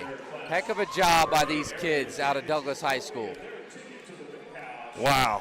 Unbelievable second half. Well, unbelievable first half, too. I mean, I do want to credit Idabel for just how hard they fought battled. the first half. Yeah. It was really close. Yep. And then Douglas just found another gear and executed their game plan and were absolutely unstoppable in the second half and come away with a 29-point victory over Idabel. If I'd have told you at halftime, hey, Douglas is going to come back strong here in the second half and win by 29, what would you have said? I would have been a little surprised by 29. I would have thought for sure, yeah, they're going to come out strong in the second half because that's what Douglas does best. They were down by 1 at halftime. I was like, they're still in a great spot. We know they wear opponents down. Here That's we what go. they do. Here we go. Your Douglas Trojans are state tournament bound. And they're holding up Ty Scott with the trophy. Oh, man. Unforgettable moments for these kids out of Douglas High School. They will remember these times the rest of their lives. Never gonna forget it. They deserve everything that they have got. Always earned, never given, no freebies. Trying to get us a Douglas player to interview. They deserve to get the spotlight on them. They do all the work. We just bring it to light on the broadcast. The man, the myth, the legend. We got Snoop Ransom. Big number 4 on the mic. Come stand right here. We got to get you on camera, Big Snoop. You deserve the spotlight, my man. First of all, unbelievable game. What's it feel like to stamp your ticket to the state tournament? Knew we had to come out and work hard and play our game, man. That's it, really. Nothing too much. Tell me just the aggressiveness. I just felt like you were at another gear, especially the second half. You were up there blocking shots. You had that charge that you took, just the intensity, the physicality. You were able to overcome that. Was that something that you really expected and you knew that you were going to have to go through early on? Man, coming out the halftime, being down was like, it just fueled us up. It just made us go harder. So we came out in that second half, we knew we had to get to the pad, do what we got to do to win a game. That's really, we talk to our brothers every day. So everything we do is together as a team, and it's going to lead us there every time. What adjustments did you make at halftime? I mean, it was back and forth tight. I was impressed with just the outpour of Ida Bell, in the first half.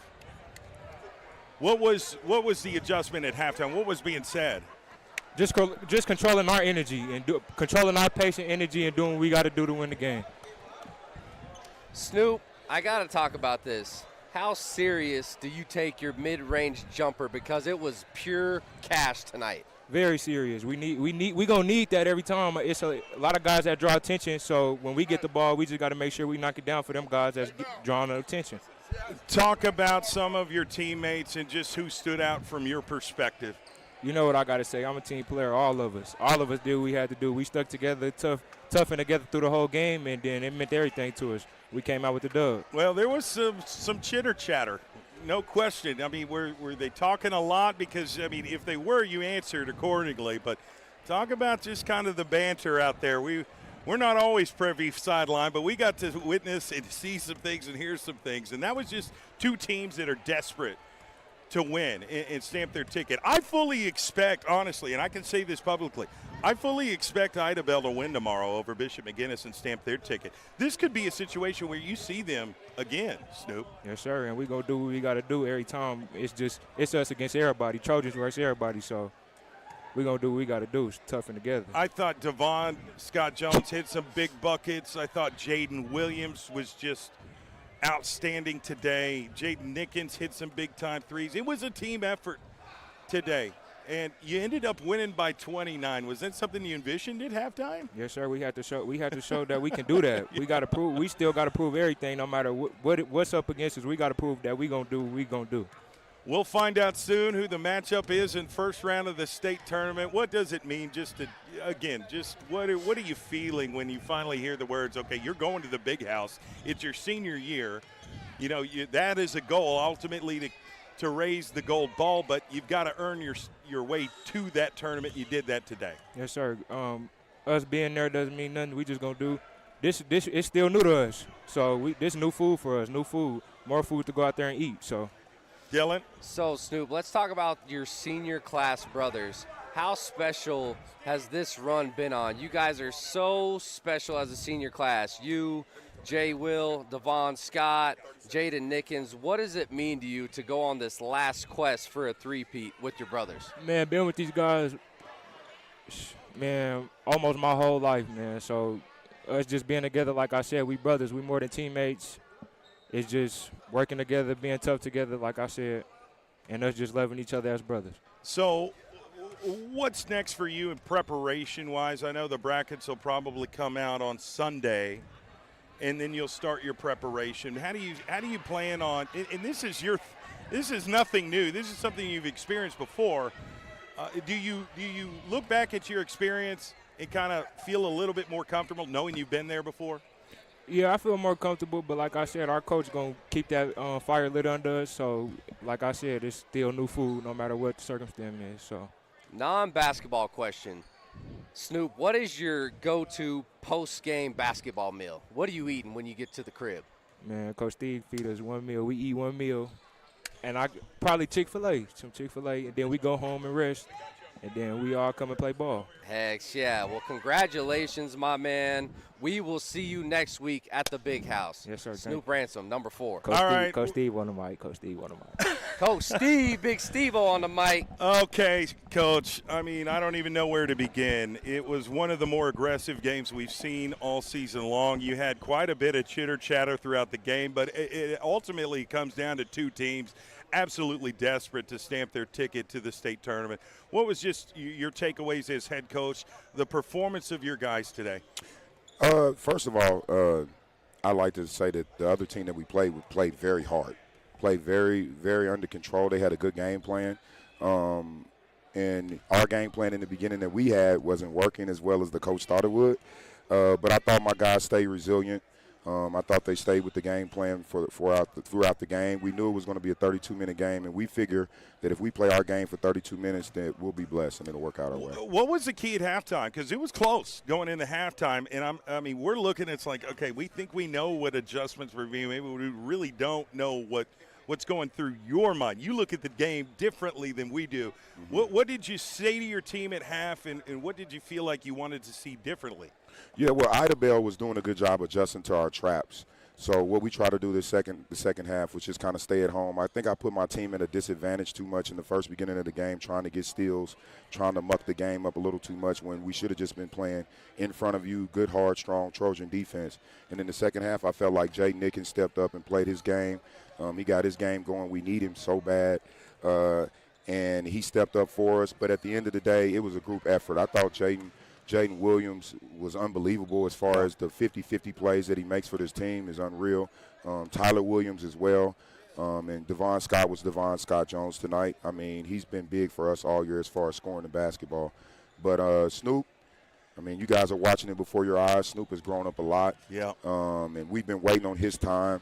And I think he's taken into consideration that he knows that we have confidence in him and he's building on it. Coach, he was so aggressive at the rim tonight. I mean, and it goes to blocking shots. It's fighting for the rebounds. It's different. You're going up, you're grabbing it, and then you're holding on for dear life. Yeah. And he's taking charges. Mm-hmm. He's just making plays to help your team win. And you end up winning by 29. Mm-hmm. Mm-hmm.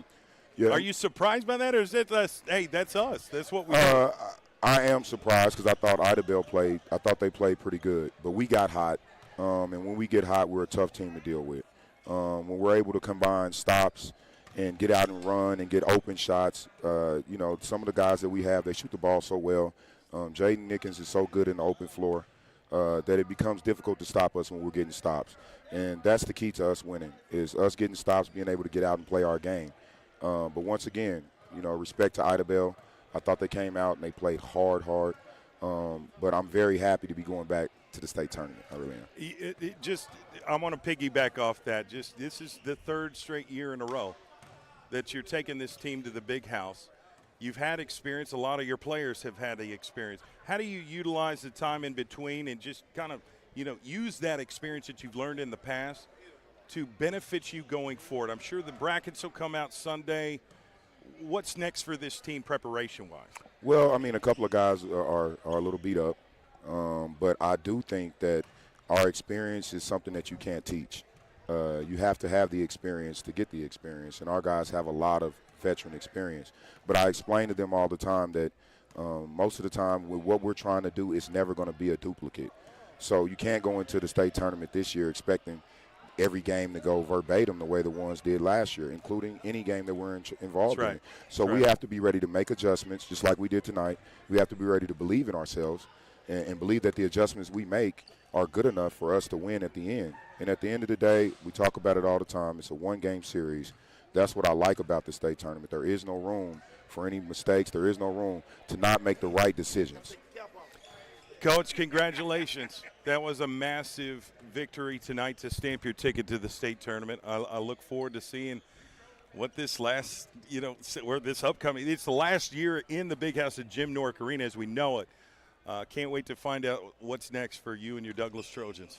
Yeah, well, hopefully one victory. That's all we want is one victory at a time. That's all we ask for. And the guys that put the work in all year and all for this time of year, including myself. So I'm excited, and hopefully we're at our best. Congratulations. We'll talk with you soon. Thank you. Celebrate Appreciate with it, you Swig. guys. Thank you, guys. Thank you.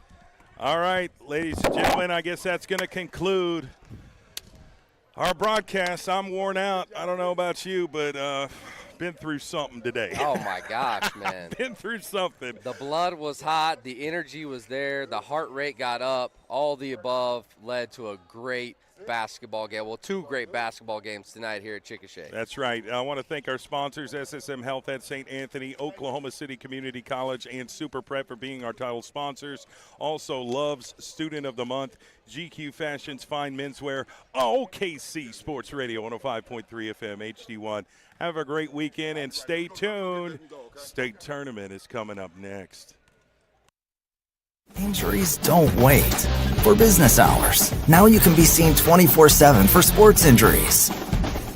Whether you have a sprain or a broken bone, at the SSM Health Bone and Joint Injury Clinic at 13401 Northwestern.